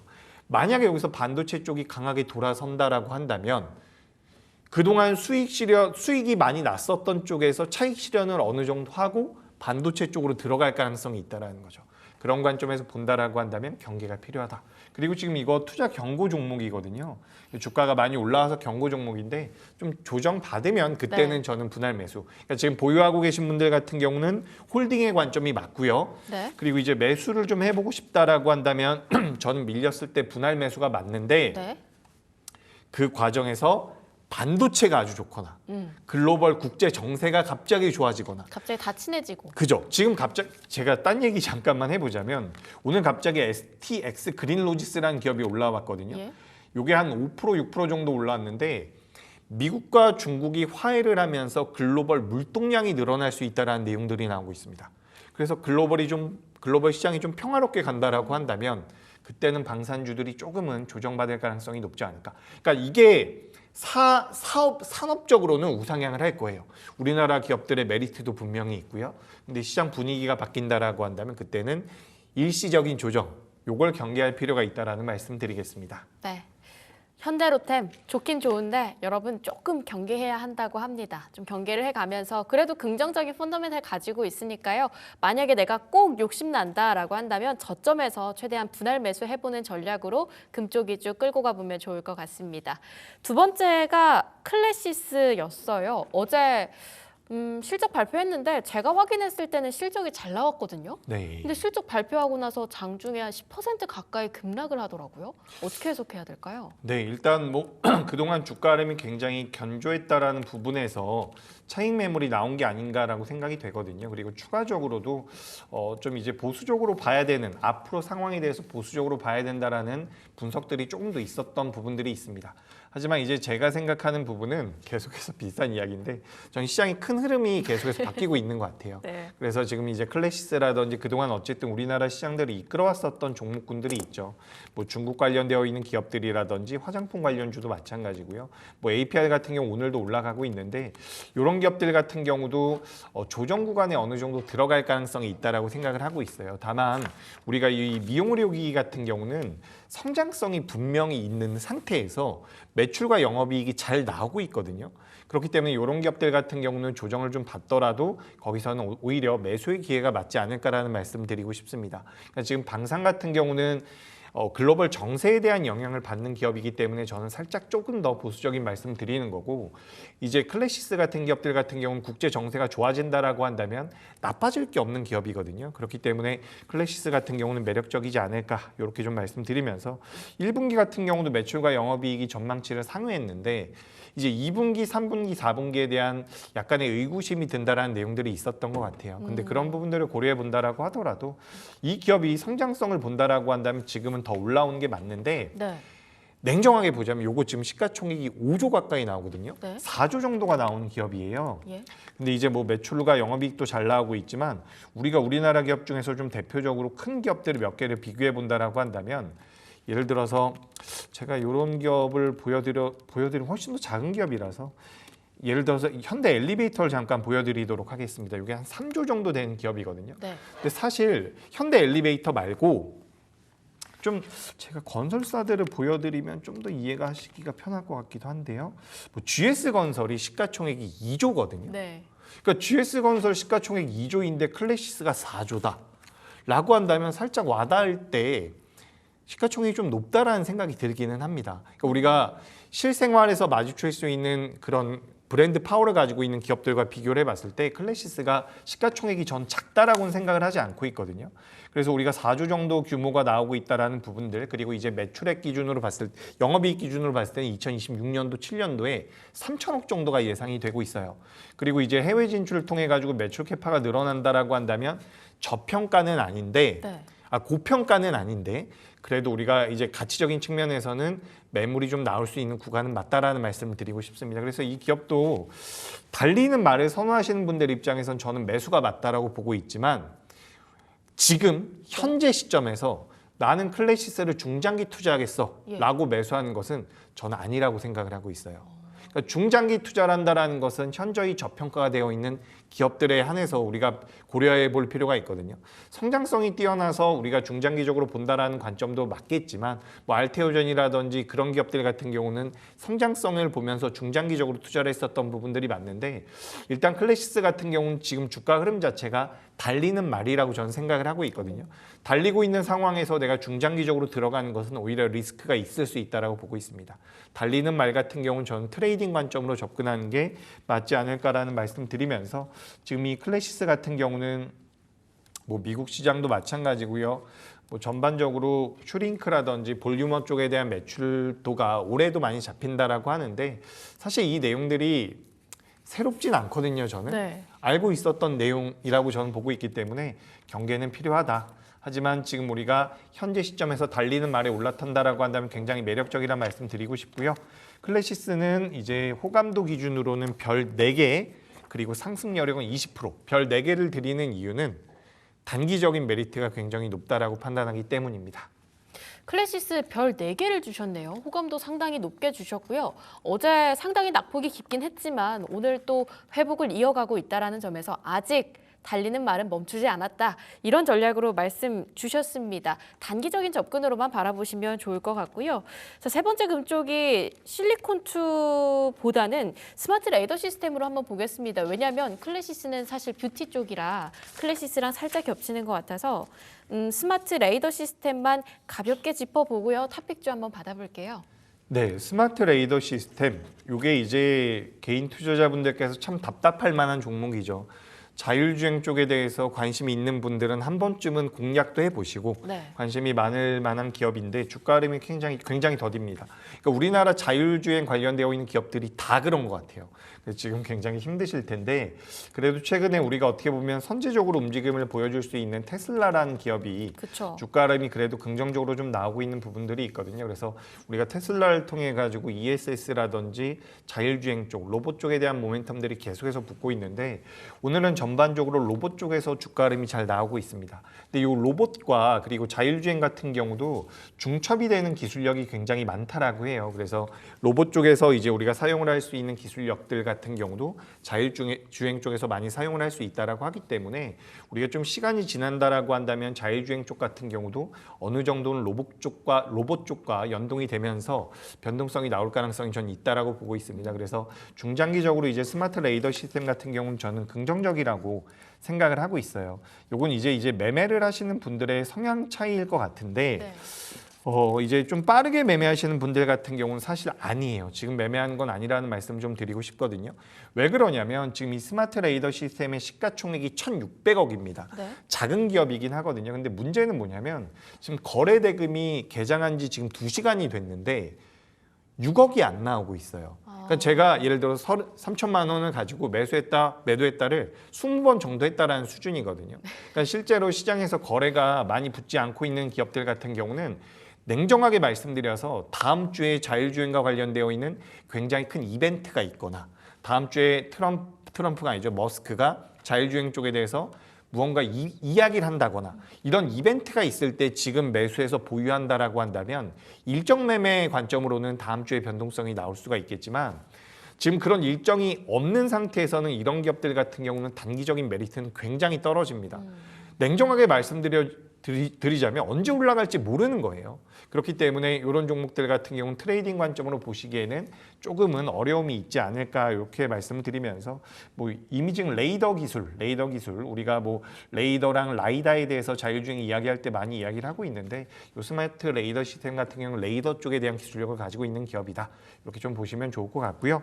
저는 이제 중장기적으로 본다라면 요거 적자 회사거든요. 네. 그렇기 때문에 리스크는 있는데 만약에 자율주행 쪽에 대한 시장의 관심도가 올라와서 거래가 붙는다라고 한다면 그래도 주가 상승 여력은 많이 남아 있을 것 같아요.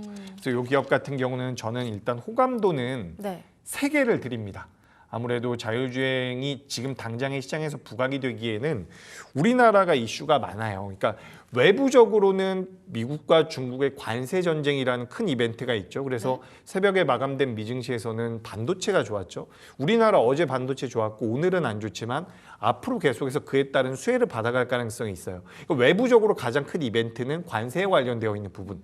내부적으로는 뭐가 있나요? 6월 달에 선거가 있죠. 그러니까 지금 우리나라 같은 경우는 사실 자율주행 쪽으로 자금이 가기에는 네. 너무 많은 섹터들이 혼재되어 있다라고 저는 생각을 하고 있거든요. 그래서 단기적으로 보기에는 저는 메리트가 조금 떨어지지 않나. 호감도는 3개를 드리지만 추후에 자금이 들어온다라고 한다면 그때는 상승 여력 30% 이렇게 말씀드리겠습니다. 네, 상승 여력 30%. 다만 여전히 관심을 못 받고 있는 아직까지는 소외 섹터에 가깝다. 자율주행 이렇게 정리를 해주셨습니다. 오늘의 탑픽 금쪽이 어떤 종목 가져와 주셨는지 확인해 보니까요. STI 갖고 와 주셨네요. 네, 제가 오늘 STI를 준비한 이유는 오늘 좀 밀리길 바랬어요. 그래서 플러스 네. 1%대에서 거래가 되고 있는데 우리가 지금 반도체 쪽에 자금이 들어왔죠. 새벽에 마감된 미증시에서 반도체 쪽에 자금이 들어왔는데 오늘 이제 우리나라 삼성전자, 우리가 전방 업체라고 할 수 있는 삼성전자나 SK하이닉스가 그렇게까지 좋은 모습은 아니에요. 하지만 지금 우리가 방송을 진행하는 과정에서 조금씩 더 좋아지고 있네요. 그러니까 삼성전자랑 SK하이닉스가 올라와서 네. 우리가 이제 반도체 쪽이 장 초반 같은 경우는 기대감이 굉장히 컸죠. 미증시가 많이 올라왔기 때문에 개인 투자자분들께서 아침부터 반도체가 좋다라고 생각을 했는데 오늘 딱 개장하고 나서 기관 쪽에서 반도체를 팔더라고요. 그래서 우리 시장이 좀 약하다라고 생각이 들었는데 지금 이제 장 초반에 그런 물량들을 어느 정도 소화를 하면서 다시 한번 반도체 쪽으로 좀 자금이 들어오고 있는 것 같습니다. 그래서 제가 이제 우리 방송에서도 예전에 이런 말씀을 드린 적이 있어요. 우리 방 제가 탑픽 금쪽이로 우리 방송에서 네. TLB도 말씀을 드렸고요. 맞아요. 그리고 예전에 제가 피롭틱스도 말씀드렸는데 당시에 제가 STI 말씀드리기 전에 이걸 꼭 말씀드리고 싶은 게 우리가 주식 매매를 할 때 가장 위험하고 가장 답답한 것은 시장에서 소외되는 겁니다. 네. 시장에서 관심도가 높아가지고 내가 매매를 시작을 했는데 갑자기 거래 대금이 급감을 하는 거예요. 그럼 이건 변동성도 나오지 않고요. 매도하기도 굉장히 어려워지거든요. 근데 그런 과정에서 많은 종목들에 대한 손실 확정이 진행이 되는 경우가 많은데 중요한 건 관심에서 멀어지는 경우라는 거죠. 네. 지금 자율주행 같은 경우도 비슷한 상황이거든요. 근데 반도체는 관심에서 멀어질 수가 없습니다. 그렇기 때문에 제가 당시에 TLB라든지 뭐 피롭틱스를 설명을 드릴 때에도 만약에 우리나라 증시가 반등을 한다라고 한다면 글로벌 증시가 반등을 한다라고 한다면 반도체 쪽은 소외되지 않을 겁니다. 네. 이런 관점으로 좀 말씀드렸었거든요. 근데 지금 STI 같은 경우도 비슷한 관점이죠. STI 같은 경우도 우리가 지금 반도체 쪽으로 자금이 유입이 된다라고 한다면 그에 따른 수혜를 받을 수 있는 기업이다라고 생각을 하고 있습니다. 그래서 사실 오늘 제가 우리 종목을 선택하기 전에 계속해서 눈에 들어오는 기업이 이수페타시스라는 기업과 네. 주성 엔지니어링이라는 기업 두 가지였어요. 흐름 좋아요. 그렇죠.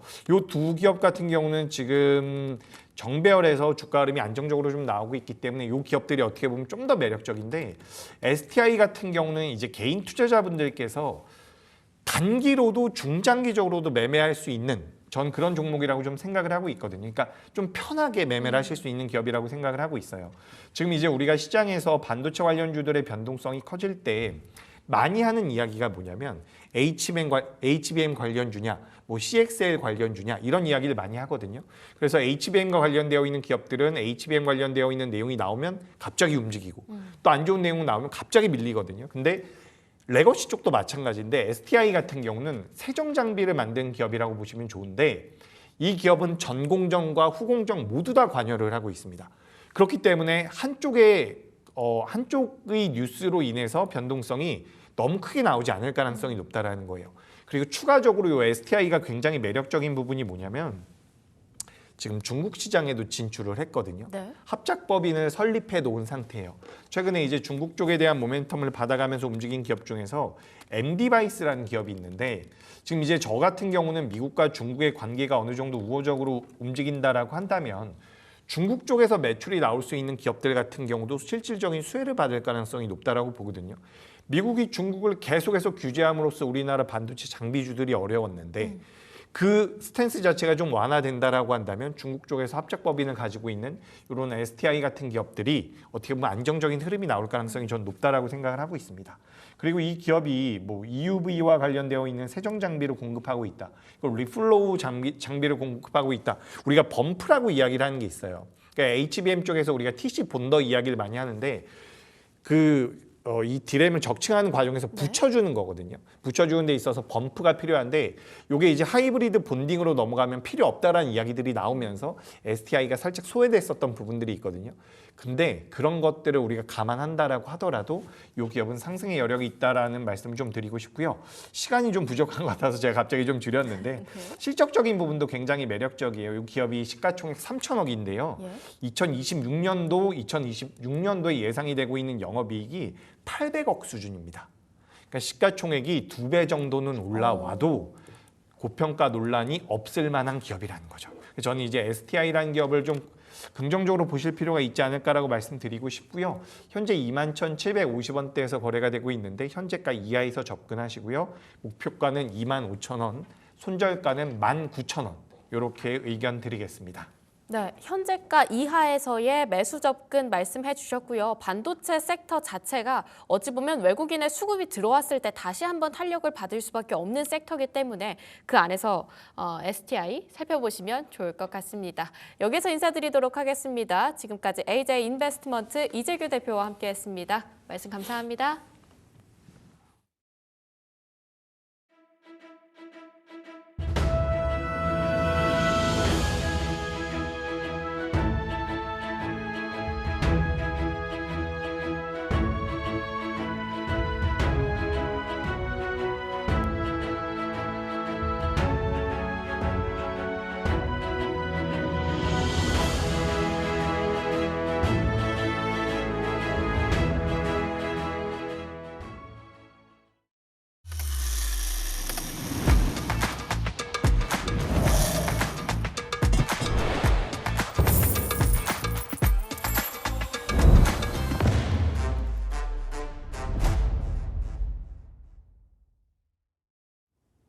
네, 5월 13일 화요일입니다. 현재 시각 11시 7분 지나가고 있고요. 현재 11시 시장 간략하게 살펴보도록 하겠습니다. 지금 화요일이고요. 날이 정말 많이 따뜻해졌더라고요. 5월 이제 중순쯤 지나가고 있는데 우리 시장도 많은 굵직했던 이벤트들을 좀 소화를 해내면서 시간이 흐를수록 조금씩 시세가 더 들어오는 모습들이 포착되고 있습니다. 지금 간밤에 이상대로 미국과 중국의 관세 휴전 소식이 조금 더 구체적으로 나왔죠. 115%씩 90일간 유예를 하겠다라는 좀 긍정적인 이야기들이 내비쳤고요. 가장 중요한 건 중국이 좀 개방을 한 부분이다라는 발언까지 나왔습니다. 자, 그러면서 미국에서 3대 지수는 모두 급등했지만 우리 증시는 장 초반에는 좀 제한된 상승세가 나타나기도 했는데요. 그래도 시간이 흐르면서 상승폭을 키워나가는 좀 굵직했던 종목 위주로 지수가 좀 올라가고 있는 모습들 포착이 되고 있습니다. 지금 현 구간에서 코스피 시장 한번 살펴보시죠. 현재 2618포인트 선 지나가고 있습니다. 어제 장 막바지에 시세가 갑자기 막 분출을 하더라고요. 이 삼성전자 같은 대형주들이 급등을 하면서 지수를 전반적으로 크게 올렸던 바가 있었는데요. 어제 올랐던 2600선을 지금 지켜내면서 2618포인트 선 지나가고 있고요. 장 초반에 비해서 그래도 조금씩 지수를 키워나가고 있는 모습들 나오고 있습니다. 자, 그리고 오늘은 코스닥 코스닥이 조금 더 힘이 강하죠. 지금 코스닥 안에서 비만 치료제라든지 지금 크게 오르고 있는 종목들이 있는데요. 그러면서 지금 1.35% 상승하고 있고요. 지수가 735포인트 선 지나가고 있습니다. 자, 그러면 수급도 한번 체크해 보실까요? 자, 수급 안에서 우리가 역시나 주목을 해봐야 할 부분은 외국인이겠죠. 지금 정말 오랜만에 이 새 시장 안에 다 외국인이 돌아오고 있습니다. 지금 다 사자세 보여주고 있고요. 코스피 시장 안에서도 1,100, 1,200원 가량 들어오고 있고 코스닥은 조금 더 긍정적입니다. 지금 기관과 함께 묶이면서 유입이 되고 있다는 점. 오늘 시장은 오후장에 들어서도 계속해서 조금 기대해 볼만하지 않을까 하는 느낌이 들고 있고요. 선물 시장 안에서는 개인과 외국인이 쌍끌이 매수세에 또 들어오고 있습니다. 자, 그리고 지금 시가총액 상위 종목단도 체크를 해 보셔야겠죠. 반도체 어제 삼성전자를 갖고 계신 분들이 고민이 상당히 많으셨을 것 같습니다. 삼성전자가 정말 오랜만에 거의 58,000원에 육박하는 가격대를 보여주면서 이때 내가 팔아야 하나라는 생각이 들으셨을 수도 있을 것 같은데요. 어제 올랐던 한 6% 가까이 올랐었죠. 올랐던 부분을 지금 지켜내고 있습니다. 강보합권 지나가고 있고요. 57,650원 선 지나가고 있습니다. 단기적인 차익 실현 매물이 출회를 하려고 했었는데 다시 한번 돌아온 모습이 나오고 있고요. SK 하이닉스 같은 경우에는 이 미중 무역 협상에 대한 긍정적인 이야기 덕에 20만 닉스를 회복을 해줬습니다. 지금 3% 가까운 상승세 보여지고 있고요. 관세 피해주였던 반도체 관련 주들이 상승해주는 모습들 어쨌거나 뚜렷하게 나타내고 있고 무엇보다 SK 하이닉스 같은 경우에는 이 컴퓨텍스라는 이 IT 전시회가 지금 개막 일주일 전인데 여기에 대한 기대감도 같이 들어와 주고 있는 것으로 파악이 됩니다. 자, 이 안에서 6세대 HBM4 12단의 제품을 또 공개를 하겠다라고 기대감을 좀 불러일으켰는데요. 이 AI 핵심 이 반도체 관련해서 좀 기대해 볼 만한 이 이야기들이라든지 제품이 나와줄 수 있을지 한번 지켜보시면 좋겠고요. 자, 오늘 2차 전지는 어제에 비해서 좀 떨어지고 있습니다. 1.4%가량 떨어지고 있는 LG 에너지 솔루션이죠. 지금 IRA, 인플레이션 감축법 이 수정 법안을 발의했다라는 소식에 전반적으로 2차 전지 관련주들이 오늘은 밀리는 모습들이 나타나고 있습니다. 자, 그리고 약가 인하에 대한 이 약가 인하에 서명을 하겠다라는 이야기가 나오면서 삼성 바이오릭스 같은 종목들은 좀 밀렸었는데요. 다시 한번 오늘 장에서는 회복을 해주고 있죠. 오늘 전반적으로 제약바이오 종목들이 나쁘지가 않습니다. 1.92% 반등하면서 100만 원 다시 회복해 줬습니다. 101만 원 선 지나가고 있는 제약바이오의 대장주 삼성바이오로직스입니다. 자, 현대차 0.72% 강세 보여지고 있고요. 6위부터 10위도 한번 보실까요? 자, 6위부터 10위도 보시자면 지금 하나 에어로스페이스 그리고 HD 현대중공업 빼고는 전반적으로 거의 다 빨간불을 켜주고 있습니다. 자, 오늘도 조선과 방산주는 좀 밀리는 모습들이 나타나고 있는데요. 하나 에어로스페이스에 대한 이 기대감, 증권가들의 목표 주가 상향하는 리포트들은 계속해서 나오고 있거든요. 그에 비해서 지금 주가는 다소 조정을 좀 받고 있습니다. 80만 원 선까지 내려왔는데 목표 주가가 대부분 세 자릿수 100만 원이더라고요. 오늘 이 조선과 방산의 조정을 매수 기회로 삼아 보면 좋지 않을까 하는 시선들 같이 들어오고 있다는 점 체크해 보시면 좋겠습니다. 자, 뒤를 이어서 코스닥 시총 상위 종목단도 한번 보시죠. 자, 이 안에서 급등하는 종목들 눈에 띄더라고요. 우선 알테오젠이 지금 4.76%나 반등해 주면서 35만 2천 원 선 지나가고 있습니다. 지금 개인의 매수세가 최근 들어서 좀 많이 들어오더라고요. 알테오젠이 5% 가까운 상승세가 이어진다는 점 주목하시면 좋겠고요. 그 밖으로 오늘 휴머노이드 로봇 시장에 대한 기대감 덕에 레인보우 로보틱스도 더 올라와 주고 있습니다. 지금 28만 원을 다시 한번 회복을 해줬네요. 이 휴머노이드가 로봇이 이 AI의 끝판왕이다라는 이야기가 계속 나오고 있죠. 이 레인보우 로보틱스 삼성전자와 손을 잡고 휴머노이드 로봇 시장 안에서 좀 선점을 가하고 있다라는 긍정적인 평가들 나오고 있는데요. 2.55% 이어서 좀 반등해 주고 있는 모습 나오고 있습니다. 6위부터 10위도 보시자면요. 자, 이 안에서 또 굉장히 급등하고 있는 종목 바로 펩트론이겠죠. 오늘 이 펩트론 같은 종목들이 코스닥의 지수를 전반적으로 좀 올려주고 있는 것 같은데요. 아무래도 오늘은 비만 치료제 집중해 보시면 좋겠고 비만 치료제 안에서도 일라이릴리와 묶이는 종목들이 수혜를 받을 수밖에 없겠습니다. 이 일라이릴리의 이 뒤에서도 말씀을 드리겠지만 일라이릴리의 이 비만 치료제가 위고비보다 효과가 더 좋았다라는 이러한 임상 결과가 나오면서 일라이릴리와 묶는 펩트론이 지금 9.24% 상승해 주고 있는데요. 이 펩트론도 올 들어서 상승세가 상당히 거셌죠. 요 며칠은 조금 조정받는 모습들도 나타났지만 다시 한번 비만 치료제의 상승에 펩트론 9.3% 반등해 주고 있습니다. 그 밖으로 파마 리서치 그리고 리가켄 바이오도 2.5% 그리고 4.12% 상승해 주고 있습니다. 자, 그러면 오늘 시장 안에서 좀 크게 움직이고 있는 섹터 세 가지 역시나 꼽아봤는데요. 가장 먼저 레인보우 로보틱스 이야기할 때 말씀드렸던 휴머노이드 쪽 보시면 좋겠습니다. 어제부터 휴머노이드에 대한 이 시세, 기대감이 오늘까지 이어지고 있는 것으로 보이고요. 자, 그 안에서도 현대차와 LG의 이야기에 좀 집중을 해보시면 좋겠죠. 현대차 그룹의 로보틱스 자회사 보스턴 다이너믹스와 LG 이노텍이 휴머노이드 로봇과 관련해서 공동 개발하기로 했다라는 이야기가 어제부터 들려왔습니다. 자, 이렇게 LG와 현대차가 손을 잡는 이유는 그만큼 휴머노이드 로봇 산업이 굉장히 유망하다라는 뜻으로 지금 해석이 되고 있고요. 아직 이 핸드폰이나 PC 안에서 형체가 없이 AI가 있음에도 불구하고 굉장히 열광하고 있는데 여기에 이 로봇에 이런 부분들이 탑재가 된다면 그 성장 속도는 놀라울 것 같다라는 이런 관점들 계속해서 들어오고 있습니다. 이번에 양사는 처음으로 협력을 한 부분이다라고 하고요. 이번 협력에 따라서 로봇의 눈 역할을 하는 비전 센싱 시스템을 함께 개발하기로 했습니다. LG 이노텍 대표는 이번 협력을 계기로 로봇용 부품 시장에서 유리한 고지를 선점을 하겠다라는 포부까지 밝혔고요.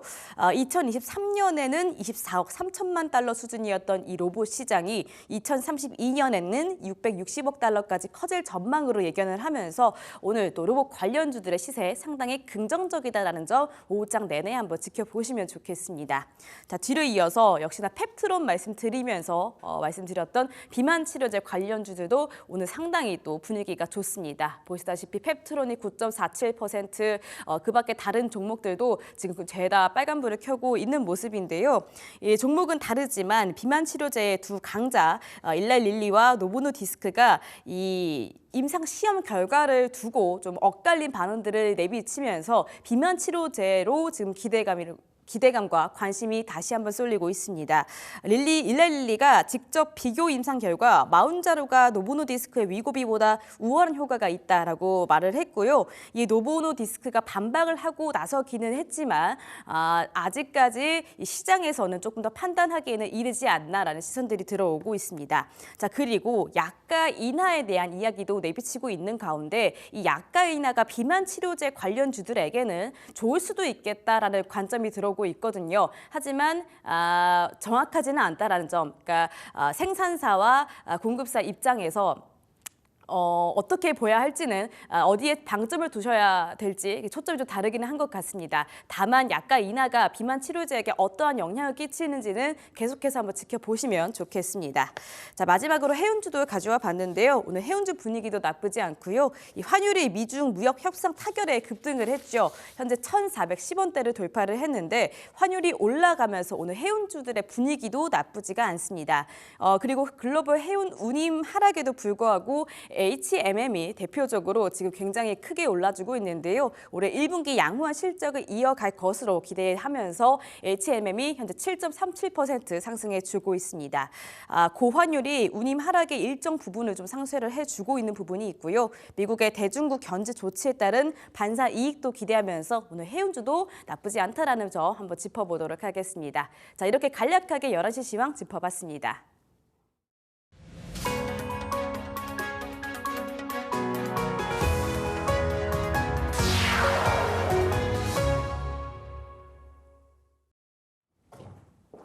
오늘의 이슈 플러스 하나씩 체크해 보도록 하겠습니다. 보도국 최태호 기자와 함께합니다. 기자님 안녕하세요. 네, 안녕하세요. 네, 오늘은 한 가지의 키워드로 만나 뵙도록 할 텐데요. 바로 키워드 확인해 보고 오도록 하겠습니다.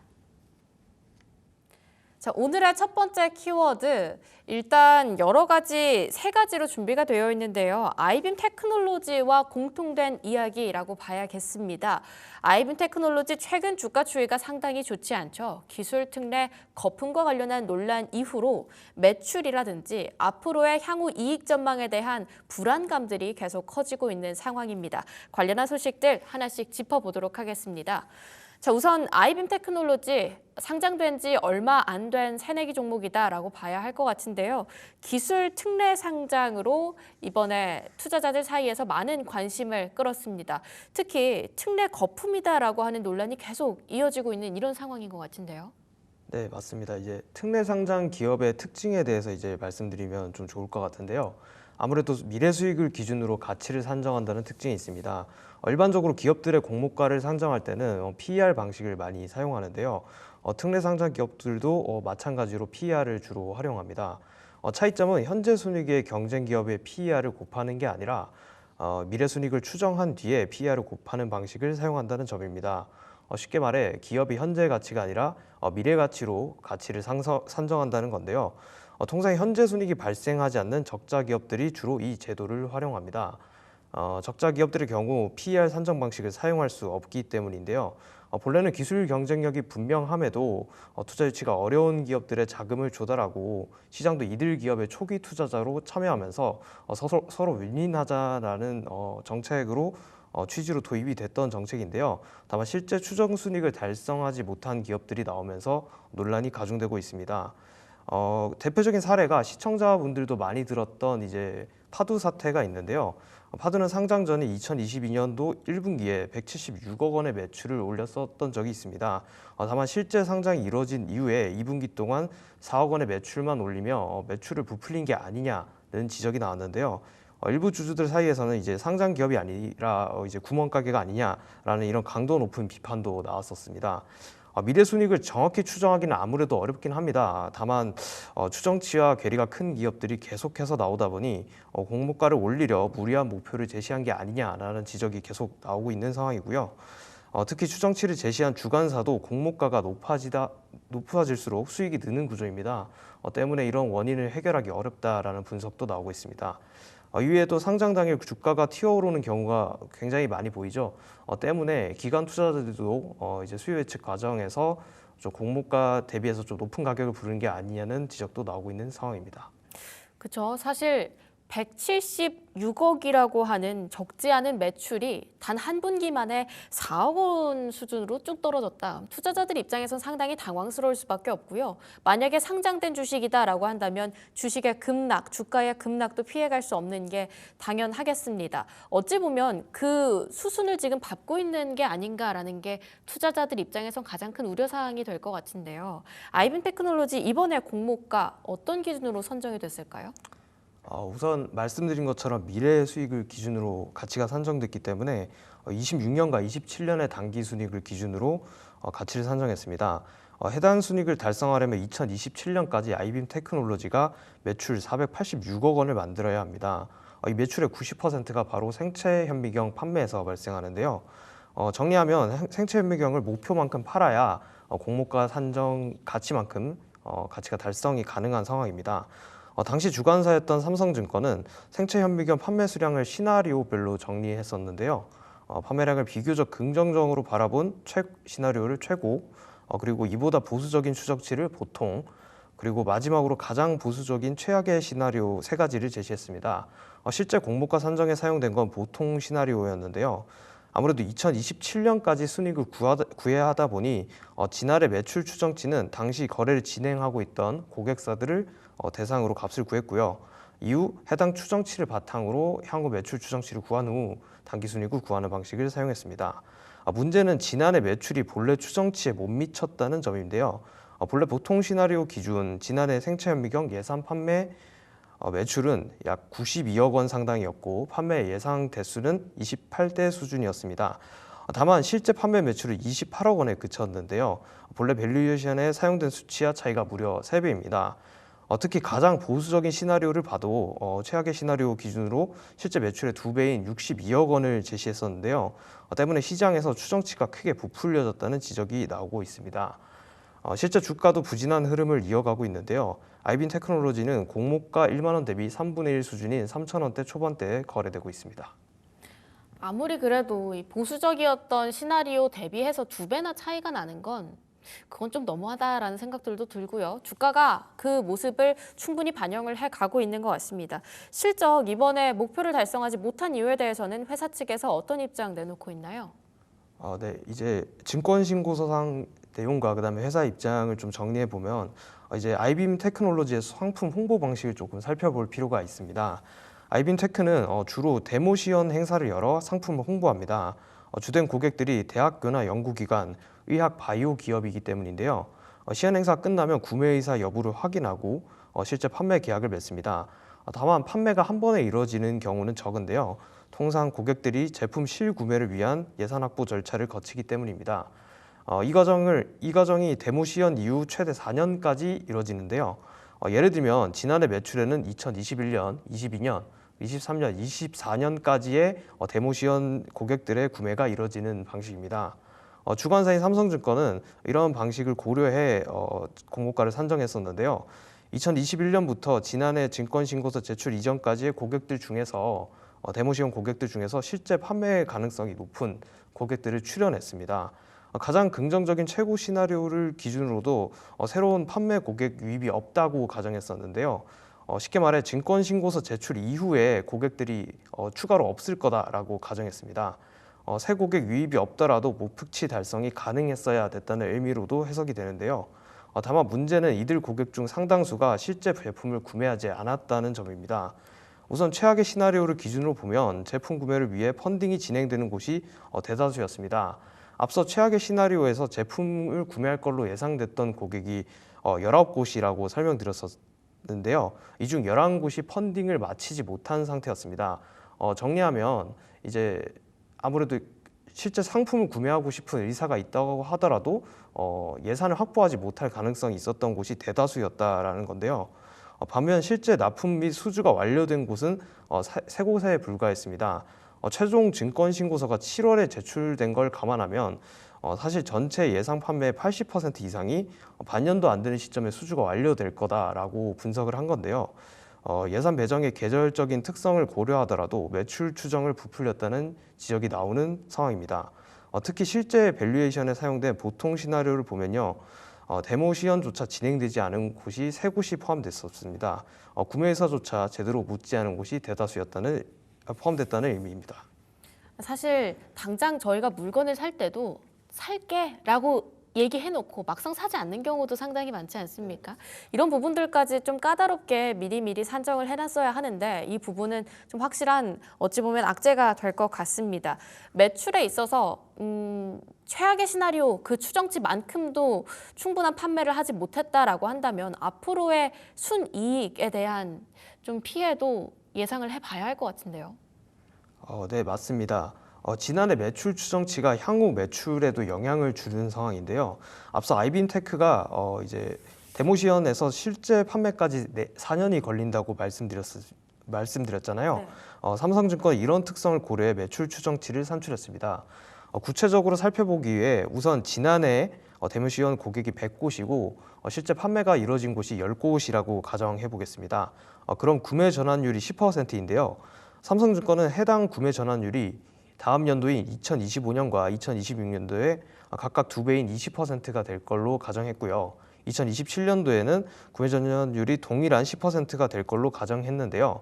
데모시연 고객 중 총 2027년까지 60곳이 구매 전환에 나선다는 가정이 이제 성립한다고 볼 수 있겠습니다. 다만 지난해 실제 고객 판매 수가 목표치에 부합하지 못한다고 말씀드렸죠. 구매 전환율이 목표에 부합하지 못했다는 소리인데 향후 2배수가 적용되는 올해와 내년의 추정치도 부정확할 확률이 높아지는 상황입니다. 게다가 아이빔 테크놀로지의 경우 구매 전환율의 분모에 해당하는 데모 고객 수도 목표수에 도달하지 못한 상황인데요. 본래 아이빔 테크놀로지가 지난해 데모 시연을 예정했던 고객 숫자는 180곳이었습니다. 이는 모든 시나리오에 동일하게 가정된 숫자인데요. 다만 실제 고객 수는 91곳에 불과했습니다. 구매 전환율이 추정치를 그대로 따라가 목표를 달성한다고 하더라도 실제 판매 대수가 절반에 그칠 수 있다는 의미입니다. 구체적인 숫자로 보면요. 올해부터 2027년 판매 수량 중 총 50대가 지난해 데모 고객에서 비롯되는데요. 모수인 데모 고객 수가 절반 정도이니 전환율이 예상치에 부합한다고 하더라도 향후 3년간 최소 25대의 판매가 감소한다는 의미입니다. 매출 규모로 보면 약 83억 원 상당인데요. 이는 아이빔 테크놀로지의 지난해 매출의 3배 수준입니다. 예, 구매 매출 추정치 자체가 잘못됐다 보니까 거기에 대한 연쇄 작용으로 계속해서 악재가 터지고 있는 그런 상황입니다. 키워드 세 번째 보니까요. 이 FI들도 엑시트를 지금 하고 있는 상황이라고 이야기가 전달이 되고 있는데 공모가 산출 과정에 문제가 발생을 했다 보니 FI들도 최근 지분 매각에 계속 나서고 있다. 이 부분은 우려사항으로 좀 저희가 짚어봐야 할 부분들이죠. 네, 맞습니다. 이제 지난달 말 초기 투자자 중 한 곳인 LB 인베스트먼트가 지분 2.31%를 장내에 매각했는데요. 그리 크지 않다고 느낄 수도 있지만 문제는 LB 인베스트먼트의 지분 매각이 이번이 처음이 아니라는 점입니다. LB 인베스트먼트는 원래 창조 경제 바이오 펀드와 LB 유니콘 넥스 펀드를 통해 아이빔 테크놀로지의 지분 16.53%를 보유하고 있었는데요. 상장 이후 현재까지 지분율을 5.24%까지 줄였습니다. 무려 장내 10%포인트 넘게 매각을 한 건데요. LB 인베스트먼트 외에도 주요 FI들도 지분을 대거 매각 중입니다. 지분 16.56%였던 에이티넘 인베스트먼트는 상장 당일 보유 예수가 되지 않는 지분을 일부 매각하며 지분율을 12.51%까지 줄였고요. 지분 8.25%의 B&H 인베스트먼트도 지분을 꾸준히 매각해 지분율을 3.02%까지 낮췄습니다. 현재는 공시 의무 대상인 지분 5% 기준에도 못 미치는 상황이고요. 특히 아이빔 테크놀로지의 주가는 상장 이후 급락하고 있는 상황입니다. 이들의 대거 지분 매각이 추가적인 주가 하락에 영향을 줄 거라는 우려도 나오고 있는 상황입니다. 게다가 A시리즈 투자자들의 경우 공모가 대비 3분의 1 수준인 현재 주가를 기준으로도 익절이 가능한 걸로 파악이 되는데요. 보호 예수 기간인 3개월도 진작에 지났던 상황이라 거래량만 받쳐준다면 추가적인 장내 매도가 나올 가능성도 충분합니다. 어찌 보면 오버행 이슈가 계속 부각되고 있는 그런 상황이다라고 봐야 할 것 같은데 FI들이 기존에 공모됐을 당시에 어느 정도의 지분을 차지하고 있었을까요? 일단 우선 공모 직후를 살펴보면 60% 수준이었는데요.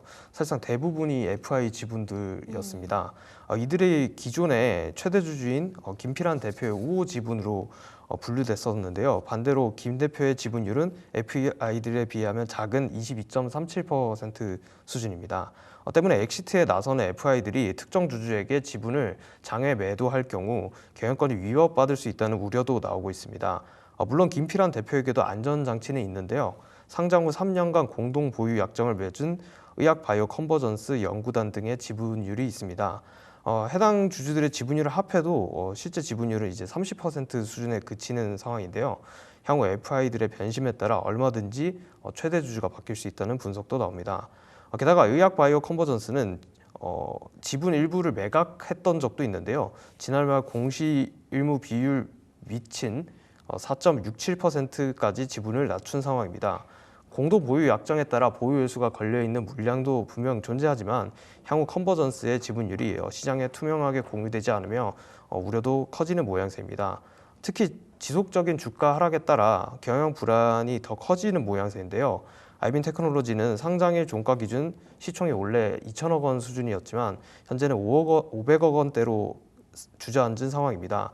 김필환 대표의 지분 가치도 100억 원대에 그치는 상황인데요. 이런 상황에 회사도 추가적인 우호 지분 확보에 나선 상황입니다. 예, 지금까지 이슈 플러스 아이빔 테크놀로지와 함께 했습니다. 네, 지금까지 보도국 최태호 기자와 함께 했습니다. 기자님 감사합니다.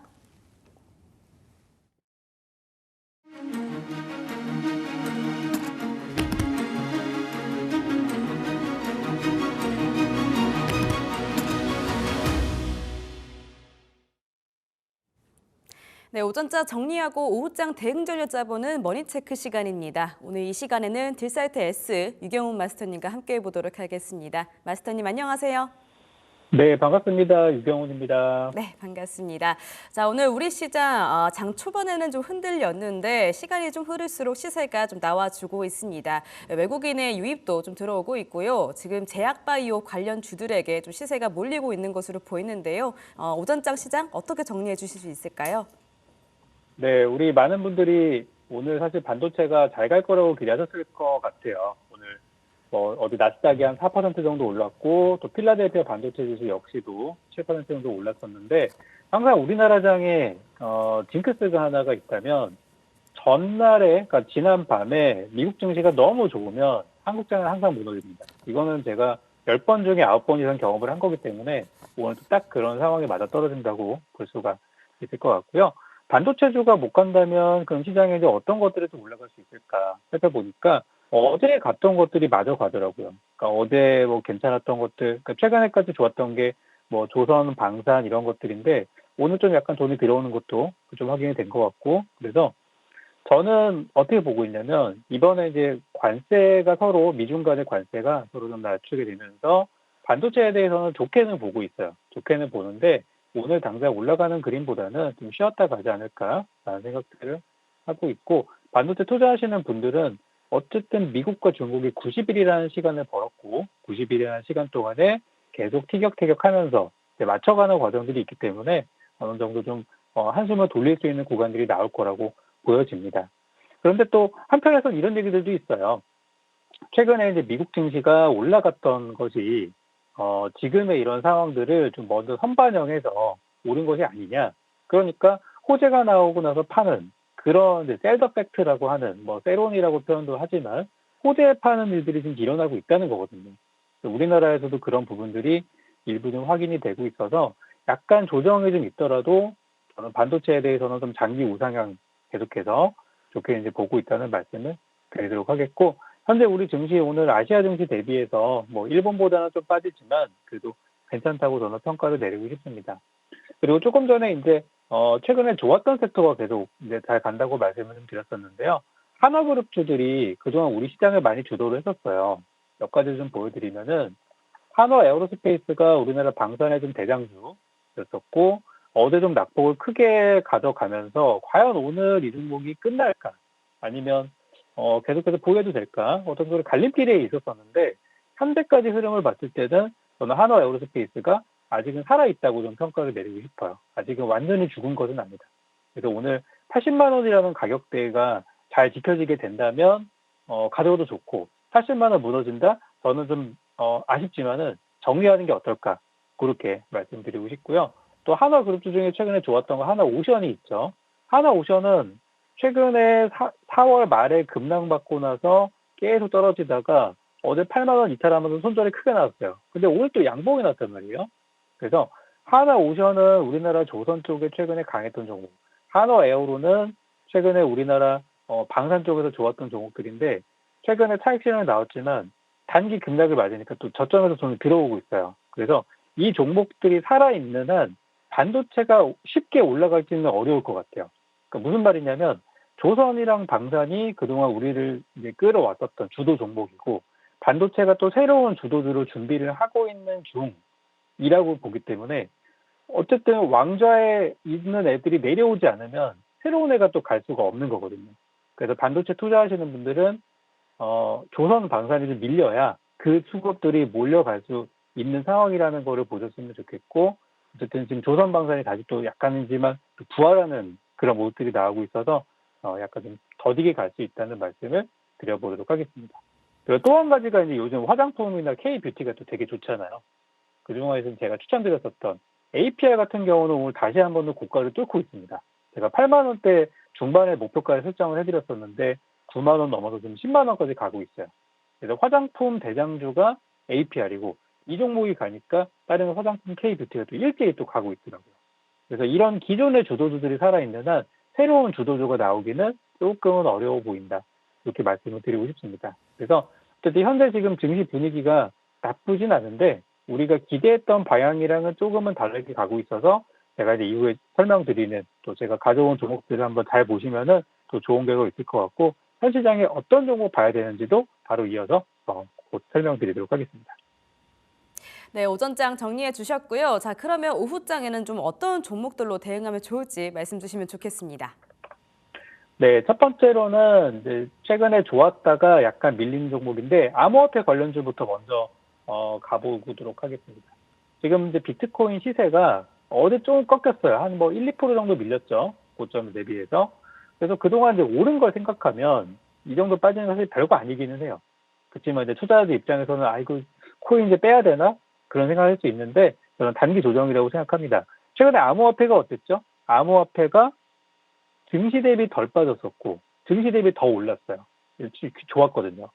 그러다가 이제 미국장이 또 살아나니까 코인에서 약간 이제 돈이 빠져나온 그런 부분이라 할 수 있는데 최근에 이제 코인이 거의 뭐 3개월 만에 정고점 임박하는 흐름까지 가게 됐었고 이 정도 조정은 아직은 걱정할 단계는 아니라고 먼저 말씀을 드리겠습니다.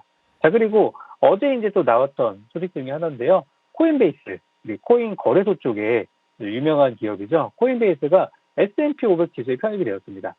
그리고 최근에 이제 코인 쪽이 좀 시장이 많이 좀 살아나다 보니까 새로운 또 광고도 찍으면서 요즘에 또 많은 고객들이 들어오고 있다고 하더라고요. 그래서 코인베이스, 코인 관련주들이 올라가면서 우리나라 암호화폐 관련주들도 저는 다시 볼 때가 됐다고 생각해요. 오늘 오르고 있지 않기 때문에 좋은 겁니다. 그래서 코인베이스가 이번 S&P 500 편입이 되면서 같은 암호화폐 거래소 관련준 종목이 뭐 로빈훗이라든지 또는 스트래티지 같은 종목들, 예전에 마이크로 스트래티지라는 이름이었었죠. 이런 기업도 현재 S&P 500의 후보에 들어가 있다고 합니다. 그래서 계속해서 잘 보셨으면 좋겠어요. 제가 이제 이쪽을 계속 보는 이유가 또 대선이랑 연관이 또 있는데 최근에 이 각 양당의 주 후보들이 암호화폐에 대해서 좋은 얘기들을 많이 해주고 있어요. 그중에 현재 가장 지지율이 높은 이재명 후보 같은 경우는 원화 기반 스테이블 코인 시장을 만들어야 된다.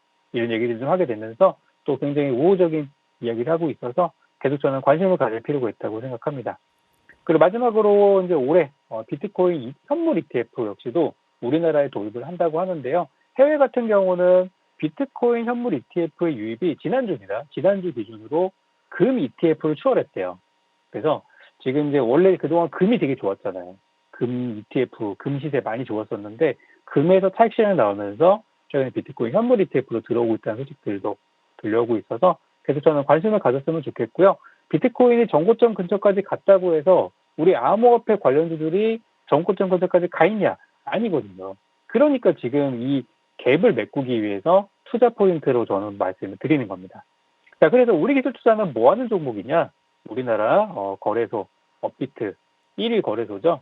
업비트의 운영사인 두나무의 지분을 보유하고 있는 그런 기업으로 보시면 되겠고 주가 한번 보면서 가격 전략 한번 세워보겠습니다. 자, 길게 설명을 드렸는데 그냥 바닥에서 올라가고 있는 종목이라고 보시면 되겠고요. 제가 주봉 차트 먼저 보여드릴게요. 작년에 암호화폐가 되게 좋았을 때 11월 달이었었죠. 그때 주가가 이제 12,000원까지 갔다가 최근에 주가가 5,000원대까지 4,000원대까지 빠지면서 반토막이 났습니다. 그리고 지난 4월부터 꾸준히 올라오고 있는 중입니다. 그래서 지난번에 한번 그 8,000원대까지 잠깐 갔다 왔는데 이게 지난주 금요일이었어요. 그래서 원래 제가 목표가를 7,900원을 잡아드렸었는데 잠깐 갔다 왔거든요. 이거는 이제 대체 거래소 때문에 시세가 약간 왜곡이 있었던 거고 아직 이제 올라가는 중으로 보시면 될 것 같아요. 현재 지금 대략 7,300원에서 한 7,600원 정도 되는 가격이 매물대입니다. 그래서 매물대를 지금 조금 돌파를 해가고 있는 중이라서 목표가 7,900원 도달은 저는 시간 문제라고 생각하고요.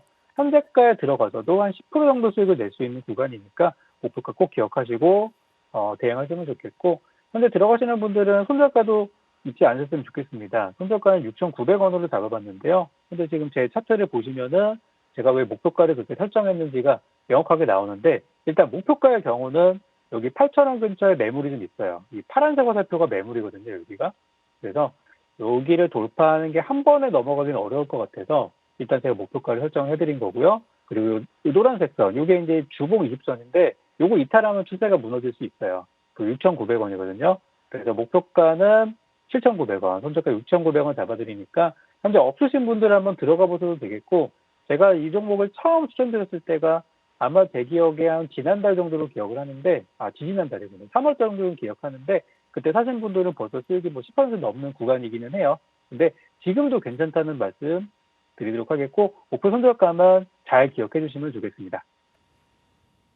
네, 오후장에 이어서 첫 번째 토픽주까지 말씀해 주셨는데요. 가상화폐 관련주를 집중해 봐라라고 말씀해 주셨습니다. 그 안에서 우리기술투자 들어봤습니다. 목표가 7,900원까지 챙겨가 보시길 바랄게요. 자, 이어서 두 번째 토픽주 연이어서 여쭤보도록 할게요. 자, 두 번째 토픽주 게임주 안에서 시프트업 여쭤보고 싶은데요. 이 한한령 해제 기대감 덕에 지금 게임주들의 분위기도 좀 들썩들썩한 것 같습니다. 시프트업의 모멘텀은 어떻게 될까요? 네, 제가 좋은 종목을 좀 빨리 소개드리고 싶다 보니까 좀 코너를 좀 뛴 것 같은데 바로 시프트업 이어가도록 하겠습니다. 일단 오늘 주가는 많이 빠지고 있는데 지금의 하락을 저는 여러분이 기회로 잘 삼아 주셨으면 좋겠습니다. 일단 시프트업에 대해서 오늘 빠지는 이유에 대해서는 뭐 여러 가지가 있을 수가 있겠지만 오늘 증권사에서 리포트가 굉장히 많이 나왔어요. 그리고 대부분이 이제 목표가들을 되게 높게 불렀는데 항상 이럴 때 주가가 좀 많이 빠지더라고요. 그러니까 다들 칭찬하고 다들 좋다 할 때가 좀 위험한 구간인데 그게 좀 오늘이 아닌가 싶습니다. 일단 시프트업에 대해서 그동안 제가 많이 호재를 말씀드렸던 게 이번 1분기보다는 2분기에 재료가 많다. 이제 요거거든요. 1분기는 이제 뭐냐? 1분기는 약간의 비수기. 엔터도 그렇고 게임도 그렇고 1분기 약간 비수기거든요. 왜냐면 4분기 때 보통 이벤트가 다 모여 있어요. 이 게임 업종은 4분기가 이 방학 시즌이잖아요. 겨울이고 또 나가기 좀 그렇죠. 춥다 보니까 집안에서 많이 할 수 있는 거. 그래서 게임 업종은 보통 4분기가 성수기고 1분기가 되면은 약간 좀 열기가 식어요. 그리고 여름철 방학 시즌을 맞아서 2분기 마케팅에 들어갑니다. 그래서 1분기보다는 제가 이제 2분기가 좋을 거라 말씀드렸고요. 이번 1분기 실적이 나왔는데 뭐 전년 동기 대비해서는 잘 나왔어요. 뭐 조금이지만 상승을 했고 지난 분기 대비해서 실적이 좀 못 나왔어요. 근데 보통 이 실적이라는 거는 전분기랑 비교하지 않습니다. 아까 말씀드린 대로 마케팅을 세게 하면 실적이 잘 나오고 비수기는 좀 적게 나오는 거기 때문에 그래서 지난 4분기 실적이 굉장히 터졌고 이번에 좀 못 나온 것 때문에 약간 오늘 주가가 빠지는 부분이 있는데 저는 어쨌든 2분기를 노리고 들어가는 종목이니까 큰 걱정하실 필요는 없다고 생각합니다. 근데 2분기에 그럼 재료가 뭐가 있는지 설명을 드리면 첫 번째로는 이제 니케 승리하신 니케가 이제 중국 진출을 한다는 소식이 나오고 있고요. 그리고 스텔라 블레이드 콘솔 게임이었다가 이제 PC로 런칭이 예정이 돼 있다고 해서 아직 그 재료는 이제 남아있는 상태가 되겠고요. 자, 그 다음으로 이제 넘어가 보면은 말씀드린 두 개의 게임 이외에는 사실은 더 추가적인 라인이 없는 건 좀 아쉽기는 해요. 특히 내후년까지는 이제 신작이 딱 나오는 게 없다라고 하다 보니까 기존에 이제 나온 게임들을 어떻게 좀 확장을 하고 다른 국가로 진출하고 이제 여기에 포커스를 많이 맞출 것 같아요. 그래서 시프트업의 경우는 신작이 없다는 게 좀 아쉬움이 있지만 대신 모든 역량들을 지금 이제 중국 진출, 중국 시장에 안착에 노력을 할 거다라는 이야기들이 나오고 있습니다. 현재 지금 중국 같은 경우는 지금 사전 예약 800만 명을 돌파했대요. 그러니까 원래 계획했던 수량이 거의 계획했던 목표치에 도달했다고 하는데 사전 예약만 거의 뭐 4개월 동안 한 걸로 알고 있습니다. 이 원하는 그 인원수가 채워지기까지. 그래서 지금 거의 찼다고 하더라고요. 그래서 조만간 이제 중국 소식이 들려오게 되면은, 반응이 좀 안 좋을 수도 있어요. 벌써 이제 그런 얘기 나오더라고요. 기대감이 있는데 충족시키지 못하면 빠지는 거 아니냐? 그럴 수도 있어요. 그렇지만 중국 오픈하기 전까지는 어쨌든 기대감의 영역으로 주가는 더 오를 수 있다. 이렇게 말씀을 드리겠습니다. 자, 다시 시프트업으로 돌아와서 차트 한번 보겠습니다. 주가를 보면은 제가 이 종목을 설명드릴 때 항상 설명드리는 게 뭐냐면 지금이 이제 공모가보다 싸다. 그러니까 저가라는 거거든요. 공모가 얼마예요? 6만 원입니다. 그리고 이 종목이 상장했을 때 처음에 공모 밴드가 47,000원에서 6만 원 사이였어요. 그러니까 지금 이 구간은 어쨌든 싼 거예요. 상장 초기 투자자들이랑 똑같은 가격에서 매집을 했은 구간이니까. 그래서 주가가 뭐 아까 전에 뭐 좋은 내용들이 선반영이 됐다면 주가가 이미 뭐 저 위에 가 있겠지만 지금은 좋은 내용보다는 나쁜 내용들이 선반영돼 있는 상태니까 6만 원 이하에서는 차곡차곡 모아 가시면 좋은 결과 있을 것 같고요. 오늘 증권사 리포트들을 한번 대충 살펴보면 대신증권에서는 목표가 7만 3천 원 얘기를 했고요. 또 NH증권에서는 목표가 8만 원 얘기 나왔고 또 가장 보수적으로 보는 삼성증권이 6만 6천 원. 미래에셋은 무려 지금까지 증권사 기관들 중에서 가장 높은 가격인 목표가 9만 8천 원을 제시했어요. 그래서 지금 현재 주가가 좀 떨어져 있지만 여기서 잘 모아 놓으시고 뭐 98,000원까지 가지 않더라도 그렇죠? 가지 않더라도 평균 가격인 7만 원만 가도 여러분들은 한 30% 이상 수익을 챙길 수 있는 구간이니까 떨어질 때 한번 저가 매수 어떤가 말씀을 드리고 싶습니다. 제가 지난번 들었던 가격 전략이랑 똑같습니다. 저는 일단 6만 원 이하 매집 말씀드렸고요. 목표가는 6만 9천 원, 웬만하면 7만 원대 매물이 있어요.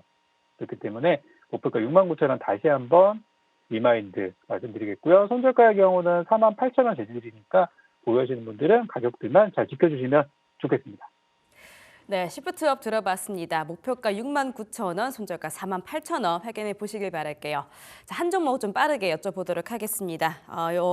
파이버 프로 여쭤보도록 할 텐데요. 태양광, 풍력 관련해서도 굉장히 관심도가 올라가고 있는 것 같습니다. 파이버 프로는 어떻게 보고 계실까요? 네, 이 종목을 보기 위해서는 한화 에어로스페이스를 항상 봐야 됩니다. 왜냐하면 한화 에어로스페이스로 납품이 들어간 기업이기 때문에. 그래서 파이버 프로에 대해서는 제가 재료만 빠르게 설명을 드릴 텐데요. 첫 번째로는 방산 재료가 있습니다. 근데 이건 너무나 많이 알려진 재료라서 방사능 내용을 빼고 새로운 내용들만 업데이트를 몇 개 드릴 텐데요. 어제 나온 소식인데 어제 미국의 그 공화당에서 풍력과 태양광 보조금을 2031년도까지 유지한다는 얘기를 그런 이야기들이 나오고 있어요. 원래 바이든 정부에서 2031년도까지 보조금을 주기로 했었는데 그거를 이제 공화당 쪽에서도 일부 수용을 했어요. 그래서 100% 쭉 가는 건 아니지만 2029년도까지는 보조금 현행을 유지를 하고요. 그 다음부터 차차 줄여 나가겠다. 이렇게 좀 전망이 나와서 태양광 풍력, 이 트럼프 정부, 트럼프 임기 안에서는 설치가 더 늘어날 전망이라고 합니다. 요즘에 원전 얘기들이 많이 나오는데 원전은 리스크가 항상 동반되는 거다 보니까 원전을 도입하는 것보다는 태양광 풍력 이미 많이 하고 있거든요. 그거를 조금 더 늘리는 게 저는 더 쉽지 않나라는 생각이에요. 그래서 태양광 풍력에 대한 좋은 얘기들이 많이 나오고 있고 오늘 증시만 보시더라도 유니슨 같은 기업도 오늘 지금 신고가 막 가고 있거든요. 그래서 잘 보셨으면 좋겠고 우리나라에서도 이제 신한군에 풍력 단지가 들어선다고 하니까 저는 파이버 프로도 신재생 에너지 관련주로 잘 보셨으면 좋겠습니다. 가격 전략 빨리 잡아드리면 지난번에 드렸던 신고가 목표가 9,200원 그대로 저는 유지하도록 하겠고요. 손절가의 경우는 6,500원 잡아드리니까 현재가 구간 들어가서도 돼요. 7,000원 가격 나쁘지 않으니까 현재가 매수 가능. 목표가는 9,000원 이상, 손절가는 6,500원 이하. 이렇게 정리드리도록 하겠습니다. 네, 파이버 프로까지 마지막 탑픽주 짚어주셨습니다. 목표가 9,200원, 손절가 6,500원 확인해 주시기를 바랄게요. 지금까지 딜사이트S 유경훈 마스터님과 함께했습니다. 오늘도 좋은 말씀 감사했습니다. 네, 수고하셨습니다.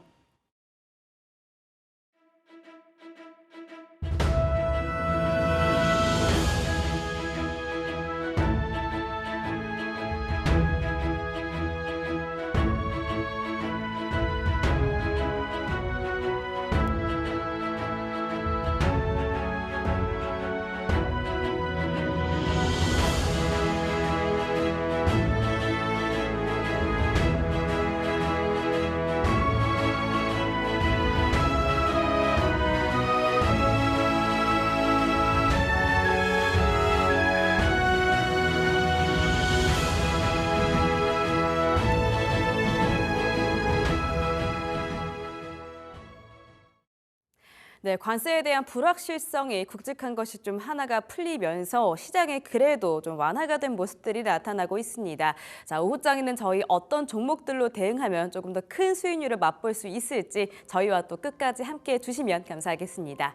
자, 저희가 방송 통해서 말씀드리는 내용은 투자 판단에 대한 조언이라는 점 말씀드리면서 머니마스터 1부 마쳐보도록 하겠습니다. 점심 식사 맛있는 거 많이 드시고요. 시청해주신 여러분들 고맙습니다.